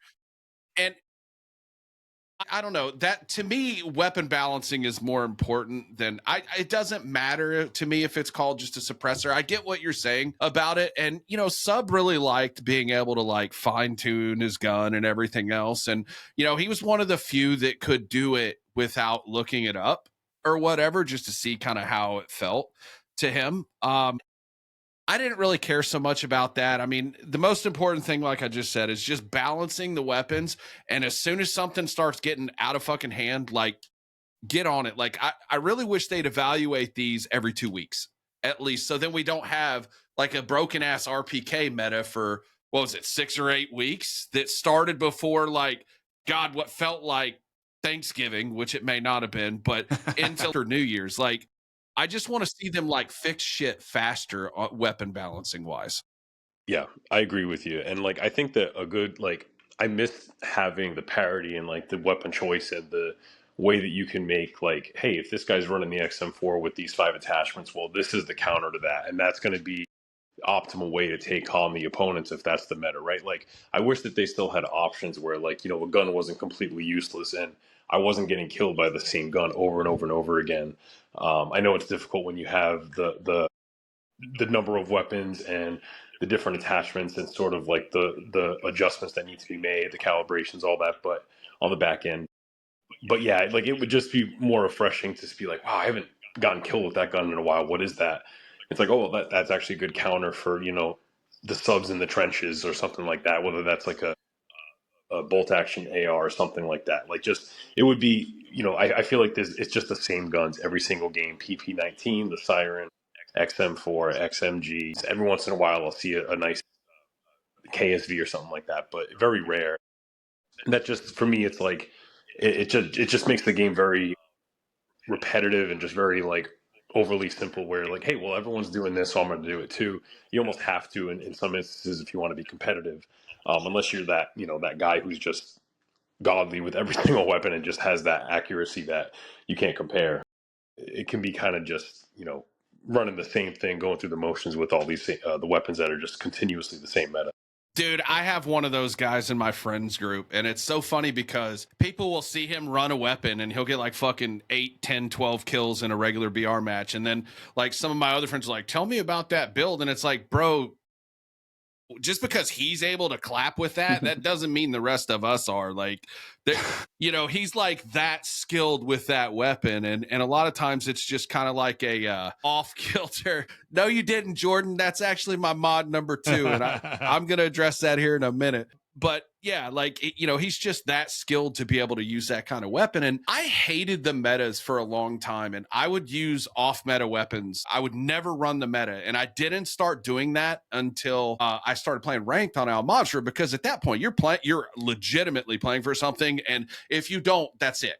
You know, so I'm out here running like the Cronin Squall back when that was a thing, fucking Hated that gun. all that shit. I would never run that on my life if not for ranked. So, you know, I did that. And in fact, I tell the story all the time, but my favorite was when I clapped a team of AUG users in Verdansk 84 while I was using my Kilo. It was out there in no man's land in one of those canals that they got, and I just fucking shit on them, and it was great. In fact, in the clip, you can hear me actually say, fuck you and your AUGs, you know, or something like that, you know, but That's hilarious. Number 2, he's like, I wish they'd just get rid of the loadouts and make Warzone a blackout type of looter. I do too, or at least make that a mode, but they're never going to do that. The loadout bros will never allow that. It'll never fucking happen. We will never see a traditional BR like blackout for Call of Duty probably again. I've made my peace with it, but I still pine for that experience every day. Yeah, that'd be fun. I like my loadouts. Looting for guns and attachments and shit, like, you know, it wasn't a thing, dude. Like, just not having to deal, like, we didn't deal with like broken meta after meta after meta that really just made the experience boring. It was different literally every time you dropped. Yeah, and that's what was cool. It'd be fun to play like a loot only Warzone. I mean, that would really level the playing field, because even if you got the 5 attachment gun, you've got the 5 attachment gun. Like there's no other one, right? Right. So yeah, it's pretty cool. Yeah, there's the one of our guys, Dead Protocol in here, David. He's one of those who, for a long time, I think. Correct me if I'm wrong, Alex. We had to like beg him to make a loadout because he literally would just run map guns, and he would Yeah, just like his loadout wasn't anything special, but like he would still rip. Like he's one of those guys where he can take the gun and just adjust his aim, and still slam kids. So like, there's people out there who like that game style. So I think like the appeal is there for sure, but. Yeah, I do like, it would provide some parity and just allow for the exploration, experimentation with other guns and just kind of change things up a bit from the norm. And that would help people who don't play the game very often either. At least put them on a semi-even playing field, because a guy like, some of our friends that are slayers, and probably like some of you, with a loadout weapon compared to somebody who doesn't play with the same loadout weapons, fucking, you know what I mean? Like, there's no competition. There's no comparison. right. It's not even going to be close. Well, you know how the casual players can actually, the casual core mid players could actually get, compete as, if they buy a bundle. What are those? It could make the SPMM Really? a little bit better. Buy some bundles. That would actually be really interesting to test. Take like two I brand had new friends accounts. that had that theory. They were like, "Who's buying a bundle today?" And I'm like, "I ain't fucking buying a bundle, bro. Like, fuck this." Or maybe like if I you're did having test that like theory. a really bad It day, sucked. getting It lots of didn't- losses, and then at the end of the day buy a bundle and then try a game and see if it maybe turns your luck around or something. I don't know. That would be interesting to test for sure. So back when they used to have the stats, right? I used to play with this guy. He manually logged every game he played. Still does, I think. I haven't One of seen him on those. very often.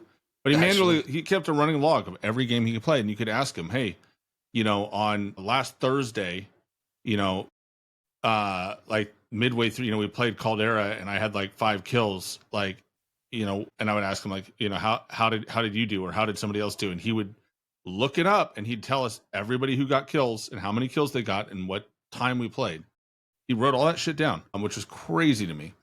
But it was really interesting because we were able to get the API. And so I was able to get him to tell me when I bought, I could figure out when I bought stuff. And then he would tell me games, like he would tell me where we would win and like turn things around. And I could plug in all the information and look up the gameplay, like the games in the API on various sites. And you could actually see, all right, I bought a bundle at this time. And here's like how the next 10 or 15 games went. And here's the games before it. And there was no relation whatsoever. Like sometimes I'd have great games. Like I had one day, I looked it up. We had 3 wins early in the day. I bought a bundle and we got shit on the rest of the night. It's like, well, it's like inverse. Clearly that's not doing any good. Or somebody would, like, if it wasn't me, it was somebody would. Like, I used to have the guy that I play with, he would pop in, like, he wouldn't play every night. He would play some nights, and he takes them off. And it was like, but he was always like he would always buy the bundle whenever the meta changed so that he didn't have to grind anything. And straight up, like, if we got shit on before he bought a bundle, hopped in and bought a bundle, we got shit on afterwards. It made no difference. Maybe they see it as like they already did their business. They're good to go. Whatever match you get put into, they don't really care anymore. They got the money. I don't know. That's really interesting, though. Well, see, yeah. I think that they could fix the balancing issues that they have, or they wouldn't happen if the bundles were more cosmetic rather than blueprint wise, because then at that point, it's just a cosmetic. Apex does it. Fucking Fortnite does it. Obviously, we have loadouts over here, but like, I feel like bundles should not be the fucking main priority, is just my point. Well, back in Caldera and Warzone 1, most of the bundles were not any good. Like the load, like they would have a cool skin on it, would look nice, but like the actual quality of what you got on the gun was usually not ideal. Like you would have like the wrong suppressor or the wrong mag or the wrong, the optic would be bad. And so you'd still, you'd have something and you'd be like, 70% of the way there.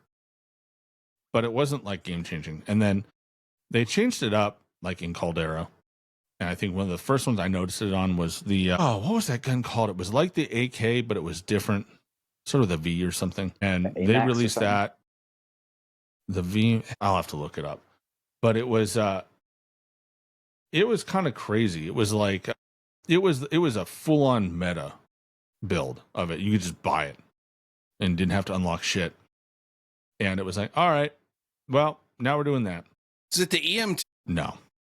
It was a DLC. It was actually a Cold War DLC in Verdansk era, or in the Caldera era. It was like an AK-94 or something, right? Or am I thinking like Advanced Warfare? I'm gonna look it up because now I gotta know. It's gonna haunt me.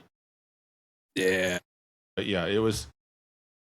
Before that, it was. I don't know. It just wasn't like. Oh no, it was a Cold War gun. And they were doing that thing where they were releasing guns like after the game had ended. So they did that in Verdansk or in MW 2019 a couple times. They did this in Black Ops Cold War with this gun, and it was weird. Like, that whole time period with bundles was weird. It was like they ran out of time to do it. The Vargo 52 is what it was. Is what I'm thinking of. Sounds vaguely familiar.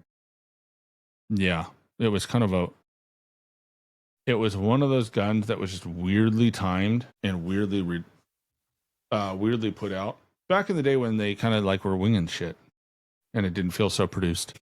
Miss those days. I know. Don't we all? Maybe not. Maybe just me. Could be just me. Your alt account, though, says the poll message after game, if you hit disagree to having fun, you get 2 bot matches to draw you back in. You know that ain't my damn alt account. That's number 2, bro. Come on. Allegedly. Allegedly, that's right. He's my 2-box account too over on fucking Warzone. Not really. He's better than me. I'm just kidding. Oh, it's funny. But yeah, it's I don't know. The loadouts and the meta guns and stuff. It's 6 to 1, half a dozen to the other of whether it makes the game better. I mean, I prefer because I get to tinker with it and I don't have to fucking run around the ground looking for shit. Right. But yeah, no, it's just an interesting. We're just in a weird spot in this game. I feel like there's not a huge. I don't want to say there's not a huge there is. Okay, look. Here's what I'm gonna say it now is that we're either gonna see this will either be the biggest bag drop we've ever seen in gaming, or it'll be the biggest fumble recovery ever. Like when Verdansk drops, I think that's make or break. If they fix this, they get the handle on cheating and at least tone it down, and they really fix the critical problems of this game, and launch Verdansk and Verdansk launches well. This game will be. It has so much potential and it's so close that it'll be the biggest turnaround we've seen in a long time. But if they don't, just the fall off from Black Ops, from the launch of Black Ops multiplayer to the launch to now, is going to be legendary. It will make us wish for the MW2 drop off. Yeah, it's make and or it's break sad it right because now. Black Ops 6 is a good game. It really is. It's getting overshadowed. I'm hopeful for Verdansk, honestly. Even as a Resurgence mostly player, I'm super excited to, get back on the big map when Verdansk drops. So I'm super hopeful, man. Let me ask y'all this, since y'all are both primarily Resurgence players. In order, what are your favorite? What are the best maps for Resurgence in your opinion? I mean, Vondel was pretty high up there. It's just there was just so much going on that map, and being able to choose whether you want to be on the land or in the water at all times is pretty cool. I mean, I don't really want to rank them. I will say this: Ashika and Rebirth for me are pretty low on the list. I would stick those 2 at the bottom. You can pick the order. And then I would pick the other 3, Vondel, Fortune's Keep, and Area 99, and put those somewhere in the top 3 is the way I would do it. I don't know if Chris wants to do his tier list. Yeah, I would say, the Superstore is up there, my favorite. And then Vondel. And I'd honestly say Area 99. I think Area 99 is really fun. One of the better maps I played in a long time. Those would be my three Resurgence maps for sure. I haven't played much Resurgence. I haven't played. I think I played a little bit of the limited time mode on Area 99 a couple weeks ago, like the whatever Christmas theme thing. And then I might have played one other match. It's just not my thing. I did play a decent amount on Vondel. I hit my Resurgence PR on there, which is not a lot for Resurgence, I guess, but I had 17 kills, so that was pretty dope. Nice. And Rebirth Island, I played a decent amount. When it was Alcatraz, dude, that year was awesome, dude. We won so much. So we had over 200 wins on just Blackout, big map Blackout, over 200 there. Then another 200 we went over and won on Alcatraz too. We were winning we were winning at a pretty big clip. It was so much fun, dude. And then, pretty much once Warzone came out, I didn't really want to play Resurgence that much, although I've kind of dabbled a little bit with it. So I don't really know like the ins and outs of it, or just really everything you guys deal with over there. I mean, aside from cheating, because that's pretty much bad everywhere. What are like the biggest issues as Resurgence players that you guys are dealing with? What's going on over there that people should know about? I mean, it's a good question. It's all about, different play styles, right? Some people like to be running and gunning right from the drop. Some people like to kind of be the guy that loots up and gets the loadout. Some people kind of do, a mix of both. I kind of just feel it out, and I'm like, okay, do teammates need me, or maybe am I good to get the loadout lined up? Because that's one thing I noticed on Area 99, that free loadout that drops is normally not going to work out, and there's either someone camping it within like 10 seconds or some other nonsense. So I find us having to buy the loadout more often than not, and so it's really all about like good timing for that, and like finding the right spot to do that, and everything is kind of the main stuff we run into. So are you guys playing, like when you play, are you guys playing split off the rip, or like walk me through how a match goes, Chris, if you will. Yeah, so basically we'll drop in a specific area. Most of us, sometimes I'll go to AFK drop, see if there's anybody I can catch slipping. It's always a good way to start. You bastard. I've done that too. Yeah, I also enjoy it though for like the pistol battles, because multiple people will do that. So I really go for it for like the immediate. It's just like if there's never really, in my opinion, like a true hot spot on Area 99 in the very beginning. Sometimes the pod, bunker as well. We primarily drop bunker. That's kind of where we regroup. But I'll usually drop at the AFK drop again. So those fun pistol fights, and I think it's just a good way to get confidence and get going in the beginning of the match for me. So it's kind of like the reason why I do it. But yeah, we generally go to the bunker. We'll kind of try to get as much money as we can, get the loadout as fast as we can. Then we kind of try to go through the trenches, get gas masks, different loot, and just, we run as a unit. I wouldn't say that we stack, so to say. We kind of spread out and kind of cover our back. So like if there's a long haul in the trenches, maybe some of us will be 20, 30 meters down on one side, looking at one end, looking up top in the outside of the trenches, and maybe somebody else is guarding the entrance, seeing if anybody's coming around. So a lot of communication, a lot of strategy regarding like where the circle might end up, how to position ourselves with spring mines, blast traps, all those kind of things. So we try to communicate. We try to have, like I said, an anchor, sort of Alex is. If we sort of get into a gunfight and a couple of us get down, instead of risking it, the end game for the team, he'll go and run off and let us die out, so that way we have the opportunity to come back as a team in the fight stronger. In my opinion, it's a smarter way to play than just going all out, risking it for a highlight or something like that. We all, I think, are capable of that and have done it, but we try to go for the W.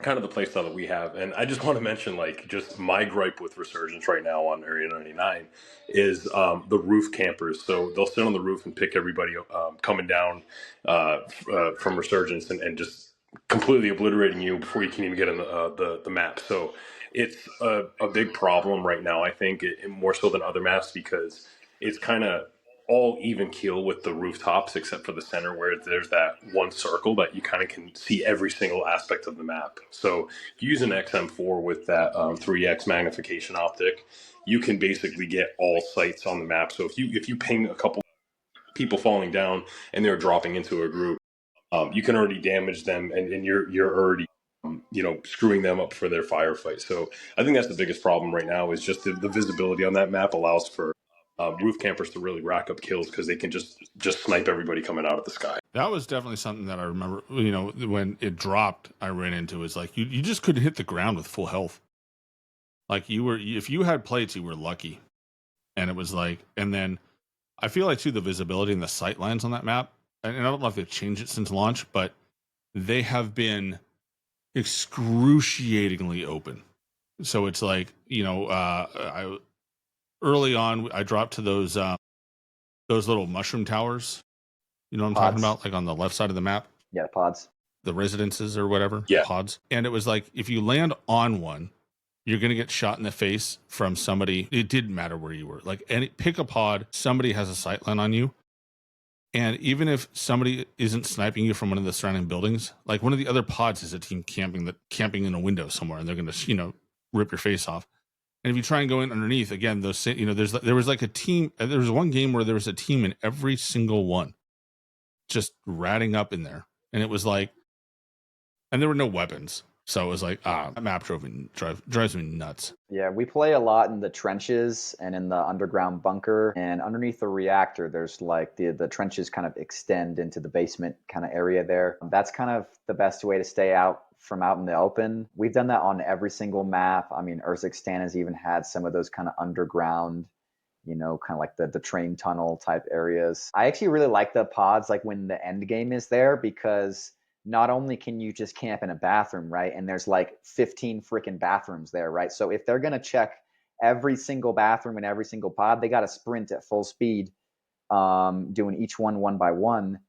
And there's stims in each one and the ammo cache. So it's like, you got all the stims you need to outlive. I've had some really funny Area 99 wins where I actually don't leave the bathroom for like the whole last two circles. And I'm just like hanging out in the bathroom, hit my stims, throw the munitions box, hit more stims, and then cabinet right here, cabinet right there. So, yeah, I don't know. It's so everybody at home, in case you're wondering, this is the guy, the problem guy who's coming out of the gas when you're like, where is he? I'm going into the gas. I'm not coming out of the gas. And that's actually, I think, a great segue into one of the main reasons that we wanted to sit down and visit with you is just a difference in play styles. And I know that we've covered some of that so far this evening, but I mean, like, are you guys gas playing and literally doing that every single match? Or walk me through that. What's going on here? It's about 50-50, both in like our wins and in the gameplay. It's 50 fighting at the end and just doing a gas play. One thing I want to say is that it is probably the most effective Warzone anti-cheat because there is no way to hack your way more HP. You have to learn the stim timing, which they really switched up. Like in the previous games, so the stim animation takes 1 second. The damage you're taking from the gas is 1 second, and then more damage, 1 second, more damage. So, and then the healing from the stim is also 1 second.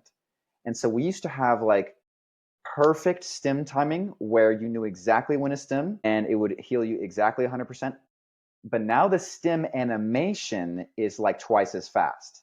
I don't know if you've noticed that when they switched from Modern Warfare 3 to Black Ops 6, but the Black Ops 6 stim is like a half a second of the animation, whereas in the last game, it was like you pull the stim out and you click the lid off and then you stim. It was a much slower animation in the last game, and them speeding the animation up completely throws a wrench in the stim timing, which is like, it's the difference between your stim healing you full health and your stim healing you no health at all. And so learning that new stim timing has even been difficult for a guy who's got like 400 gas plays already. Okay, like, so what's the most amount of kills you've gotten from being in the gas? What do you mean, like wins from being in the gas? No, kills. Like when you've come out of the gas, you just fucking like just wipe out a team or whatever. I mean, it's definitely a lot harder now with the new gas because it like blurs your vision. It used to be a little bit easier in the previous Warzone's gas because it was kind of just like your screen would flash red, whereas now it's like almost like your vision is like blurred. So I wouldn't recommend that as much anymore. It used to be really fun because it's like, the last team in the zone's getting really small. They're all like where the hell are they? You know, they're kind of just like dancing Looking around in up. the middle, right? What I would really like to do is like bunker bust that final zone, because you got the whole last team and they're standing, you know, hip to hip right here. And if Yeah. you bunker bust them, they're like completely screwed, right? Unless they're set up for a really good gas play. So some of my best wins have been bunker bustering at that last tiny zone.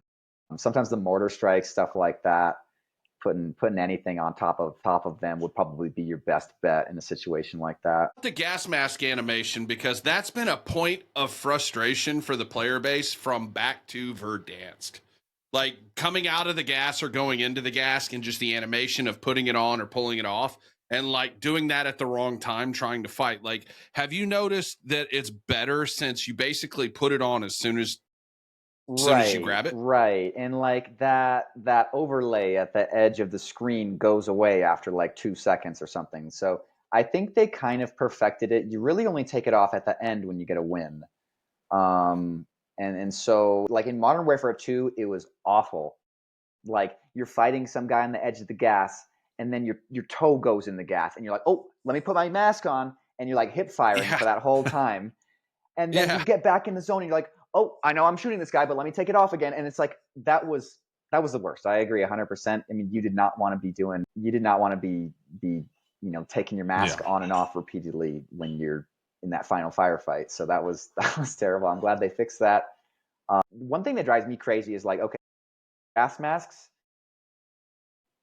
maybe the filter, you know, is going to need replacement after a while, but not after 10 seconds, not after 15 seconds or 20 seconds or 30 or whatever the durable gets you. So it's like, that's something where, okay, if they really want to make it realistic, maybe put like gas mask filters for us to like replace a filter in it or something, and make the gas masks last longer. I think. I mean, 10 seconds or 15 is pretty absurd for a $2,000 gas mask. You know, you're basically spending like a couple $100 a second there. So I don't know. There's no duries right now either. Like that's kind of the other thing, you know. And you know what? I got a little tip for people who have made it this far.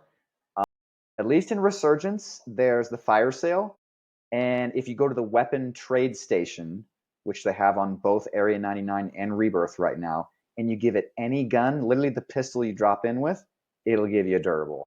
And so that's Starting the fire sale. Yeah, the fire sale, the weapon trade station. You trade in any gun there, it's going to give you a durable. So that, I mean, in a fire sale on the big map, I don't think there is, right? There is? Okay. Well then, yeah, I mean, hit the weapon trade station during that, you get a durable, man. We don't have one, as far as I know, unless I'm just a fucking moron. I don't think we have that. They don't? I thought there was. Small map only. Okay, maybe not, yeah. I know it was like a this year at least. Rebirth only thing, and then they brought it to Area 99. So that would make sense. But you know what, Sub? So, like, it's funny. So if you look at, like, Blackout, PUBG, Apex, and Warzone, you want to know which gas will kill you the fastest? PUBG. Nope. It's fucking Warzone. Really? It is Warzone. 100% it's Warzone, because PUBG, you can take, you know, your shots, you can wrap, whatever. Same thing with Apex. Blackout, you could hit either the small hills or the big hills or whatever. In this one, if you're in the gas, you can't do shit. Even what you can't plate, you can't do nothing, man. That the perk Irradiated used to be a loadout perk, and they switched it to a ground loot only perk. That was a gigantic nerf as far as what they switched. And so that's a bummer. You know, it would be nice to have Irradiated in the loadout 100% of the time. Unfortunately, we have to find it now on the ground. The other two nerfs, I got this short little list. The other two nerfs would be the backpack being removed, of course, and then, I don't know if you remember this, but the PDS used to unlock the buy station when it was deep in the gas. Yeah. You used to go and like use that at the end of the game, and now you can't. So now the PDSs, all it does is buy you 7.5 seconds or whatever it is, and so it doesn't unlock the buys anymore. The buffs are actually pretty substantial. The bandolier letting you hold 4 stims instead of 2. The ammo caches, you can actually run to the ammo caches in the gas and refill your 4 stims there. And so, you know, that buys you basically enough time to run to the next ammo cache. So that's pretty effective. The gas masks, I think it's like 20% longer and then the durable thing about the at the fire sale that I mentioned, and then the blur from the gas. Like if you've started your gas play, there's 30 seconds left on the final zone, meaning in 30 seconds, the last team is going to be in the gas with certainty. If you dip out, it's going to be very hard for them to chase you in the gas because it's very blurry. I mean, it's pretty hard to see stuff that's like 10 feet in front of your face when you're in that Area 99 gas. It's really difficult for people to chase you. And so, yeah, I mean, you're stimming away, you're hauling ass, and you get to run with that knife, right? That's something that's really clutch even for big map. You get like infinite tack sprint and you move super quick. Great addition. I think that's one of the best things they brought to Warzone in the last 12 months, like being able to pull out that knife. Let me ask you this, Alex or Chris. So JTO or JT Oswald, one of our guys, asked if you got, basically he's asking if you run different perks in Resurgence versus BR. So what perks are you guys running in BR in Resurgence right now? What are your perks? I'll let Chris go. Sure. So I run Dexterity, Ghost, and Quartermaster. And I'm running Gunfighter for the 8 attachment. And that's universal across both game type. I just find them to be the most useful. I mean, others as well. I'll pick up whatever I can on the map prior to having the loadout. But yeah, I mean, I think that they're just the most effective my gameplay style. Yeah, I mean, I kind of keep it consistent across both Resurgence and BR. To be completely honest, I kind of run and gun in BR and try to rack up as many kills as possible. Not the most effective way maybe to play BR, but yeah, when I do get into that game mode, the pace kind of just makes me want to go a little bit faster. Yeah, I kind of keep things consistent. Yeah, I like the ones he mentioned. Quartermaster is really the only one that you really need now in order to do those gas plays. Back in the day, it used to be necessity to run irradiated in your loadout perks, but since that's like a ground loot thing now, I like Survivor is kind of one of my top ones for that first slot. Getting that healing after 3 seconds is pretty nice. And then for the third, I don't like what they did to High Alert. I mean, I don't know if y'all feel the same way, but I feel like they ruined High Alert. Like it used to be. I mean, yeah, I know I heard you didn't like it, but I mean, I used to really like High Alert, and it would really alert you if someone was looking at you. And now it's like I can't really quite tell what it does when someone looks at you, but I don't feel like it's actually. It does the other thing, which is says an enemy is nearby, which is like I'm playing Resurgence Warzone. Of course, there's an enemy nearby. It's like there's enemies nearby the whole time. So it's like They're all I over don't the need place. that is like totally useless that they would say that would be useful. And sometimes if they're right above you, and you can hear their feet tap dancing above your head, and it's like yeah, I can hear them. So yeah, that's so in Well, I that. think now it's just. I feel like I read that it changed it where it only goes off if you ADS on somebody. I think it's within So a if you're certain just range looking at them, too. it doesn't go off anymore. I think it's like they got to be within a certain distance. Also, there's some kind of like, I mean, it feels like they nerfed the ground also with the visual thing. I mean, it used to be like a bright orange. Your screen was essentially flash orange. You know what I mean? It was like so obvious, and now it's like there's an enemy nearby. Like I don't know, the vibe with the High Alert is totally different. I like Ghost for that third slot. Is Ghost working still? I thought it wasn't working for a while. I don't know. And in fact, Call of Duty didn't even know it wasn't working until people fucking told him it wasn't working. So continue to use your voice, boys. I hope it's working. Alex, it's funny. I you know how I feel about High Alert in Warzone specifically, but in Black Ops 6, when I run the blue perks, guess what comes with that? The recon. Like if I run all 3 blue perks, I get fucking High Alert. So I've actually kind of gotten used to it, but it's nice in Warzone because there's been several times where I've dropped in, like come back from the gulag, right? My team is fighting a team on the hill. I've been able to drop in the chaos back behind the team and try to make a play. But because somebody gets a fucking notification on their goddamn screen, they're like, oh shit. So you know what I mean? Like it just totally like ruined the play. I made the right play and would have gotten at least 1 or 2 kills out of that and helped my team. But because they have a perk, I'm from the gulag, I don't have cold-blooded. That's why I fucking hate that shit. But in any case, I can see why people like it. JT says High Alert gives him anxiety. I used to feel the same way too, dude. I mean, fucking like schizophrenic. I'm like, you know, like when I did run that a couple times, I hated it. Right. But with Warzone, you know, like ignorance is not truly bliss, right? That's only in real life. In Warzone, information is bliss. You know, you want to Oh, yeah. know everything that you can. You know, another thing I really like that they just added is that reflex perk where the the traps don't set off right away with like the bouncing betties and shit. Yeah. I've had a couple losses where, I'm like being pretty stealthy at the end, about to get my gas play, I'm fully set up, things are looking good.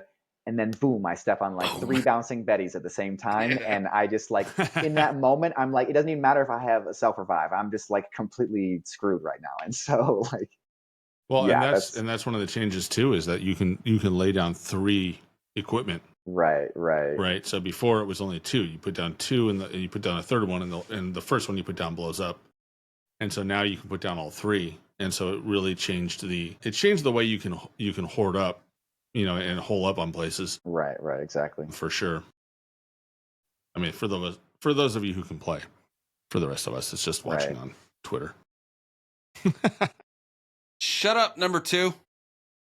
Dummy. He says he likes the buybacks and wishes they'd lower the fucking amount. Dude, You know what I wish they had? I wish they had like a token you could pick up that would just automatically return you to the game when you died. I've been picking up the gulag tokens, but last night I had a game where I died fucking 7 times in BR. 7. I've had multiplayer games where I've died less. I had 5 kills, so I was only -2 in the whole, and we were close to winning. Like, I think we got like second on that match, so I don't mind it so much. It's doing that for 18th place or worse is where I get fucking mad, and I don't like it. Yeah. Well, and I mean, a lot of times the buybacks kick in when you least need, like when they're not useful, as Drade says, get good. Yeah. But the problem with the buybacks is a lot of times you get those smaller circles and you start hitting them, and it's like, where will you go? Right. It's just a death. What can you do? You're just going to die. You're just feeding somebody else their kills. Exactly. And that to me was like one of the worst parts of MW. That to me was the thing that kind of wrecked Modern Warfare 2, was you would just die incessantly, and like you're just back in the game, whether it be a pack, whether it be whatever. And so it was kind of frustrating to, like, for me personally, I just didn't love it. And then you get like guys, you would get the guys that are holding the rooftops, right? And every now and again that'd be me. And it's like, oh, there's a parachute in the air. Let me shoot it down. Did that a lot in Resurgence Ranked last year. It would hold water tower, or maybe holding top of bio or something like that, or the corner of prison roof, and somebody would just be buying back. They'd be buying back, trying to extend their game. And it's just like, thanks for the points. And so but putting that shit in BR, in the big mode, was just miserable. Yeah, especially if someone's I got didn't like enjoy the it portable buy. unless I was buying J back, and then I got to hear him rage, and it was entertaining. Sometimes I buy back Chris at the end of the game, and then he gets like just shot out of the sky. He goes, "Why would you do that, Alex?" And it's like, you're my friend, and you were dead. Like, what else am I supposed to do? Like, that's. And I had extra cash. It's funny and a buy because station. I'm always like, there's like, I'll literally like be to the random in the proxy, like, please don't do this to me. Like, you're just gonna feed me more kills for them. Like, just get them going even more. Like, just don't. And all of a sudden you hear, and Like, the last time they did that, right? The last time they did that, I actually they distracted them so much in the trench that I dropped in and I actually took out the remaining 2 guys with my base gun and ended up clutching the win. So, I stand corrected on that. That's not a useful tactic. It's just very rarely does it work. Yeah, I had one, my favorite late game buyback. It was on Rebirth, and I think it was the top of Control. I don't know, either Control or Chem. And looking down, there was a guy up there holding the squad. They got the buy off, and then I dropped in to the gas, like right behind the guy who was up there, and he was so hard scoped on it, he didn't see me come in, and just dropped in on him and went straight into an execution, and got him, got all kitted up from it. And then, that enabled our team to come up from the low ground, and we ended up winning the game. But it was hilarious because it was like, it was, I don't know, it was one of those games where I think it was like 5th or 6th death. And I was just so fed up with it that the fact that it worked out infuriated me even more somehow. That's But crazy. yeah, it was number 2's just trolling in chat, which is fantastic. But yeah, no, it was always entertaining. Yeah, I don't know. Late game buybacks in Resurgence make more sense than in BR. But yeah, that whole system needs to work.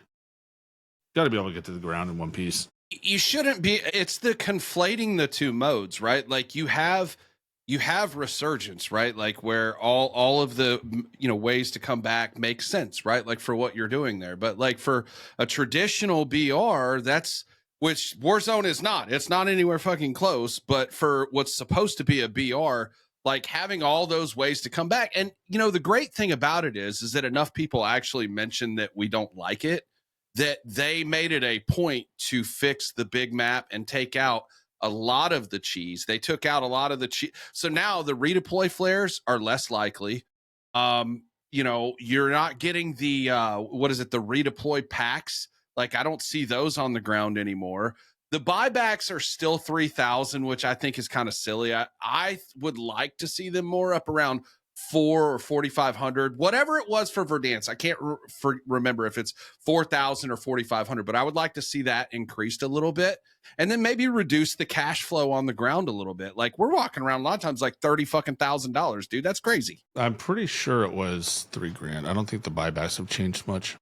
No, in fucking Verdansk, dude, it was like 4,000 if I remember correctly. I could be mistaken about that, but I think it was like 4,000. I know it costed more than $3,000. That's for sure. Let's see. Let's find out. I tell you what, guys, this has been awesome getting to like just hang out with you guys and stuff like that. And while he's looking at that, let me ask you this. So obviously you both have younger kids. Are you guys just trying to fit in your gaming when you can, or is it like bedtime is the best time? Because I know that's how it was for me when my kids were younger. I was like, couldn't wait for them little bastards to go to bed so I can hop on the game. You know what I mean? Yeah, bedtime is good. For some of us, that's like nap time because our kids are like younger. Mine is 6. Sometimes he watches me. So, I think it's really all about like what age your kid is at. Sure.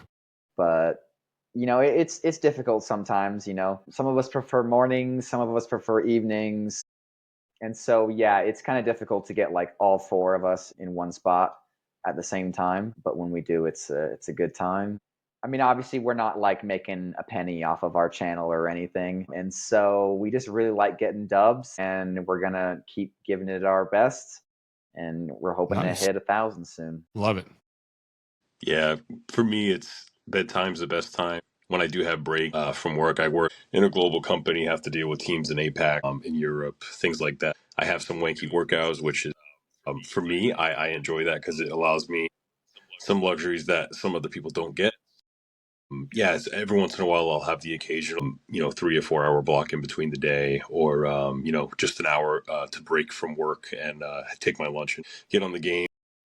The wife is a stay-at-home mom for the most part. She does help out with some work here and there, on an as-needed basis. So I'm happy to have her at home to help with the kids and kind of take care of things at the home front while I'm in the battlefield and Call of Duty, and also doing my work thing here. I work 2 jobs, so a bit busy. But yeah, it's overall just kind of squeeze in the time when you can.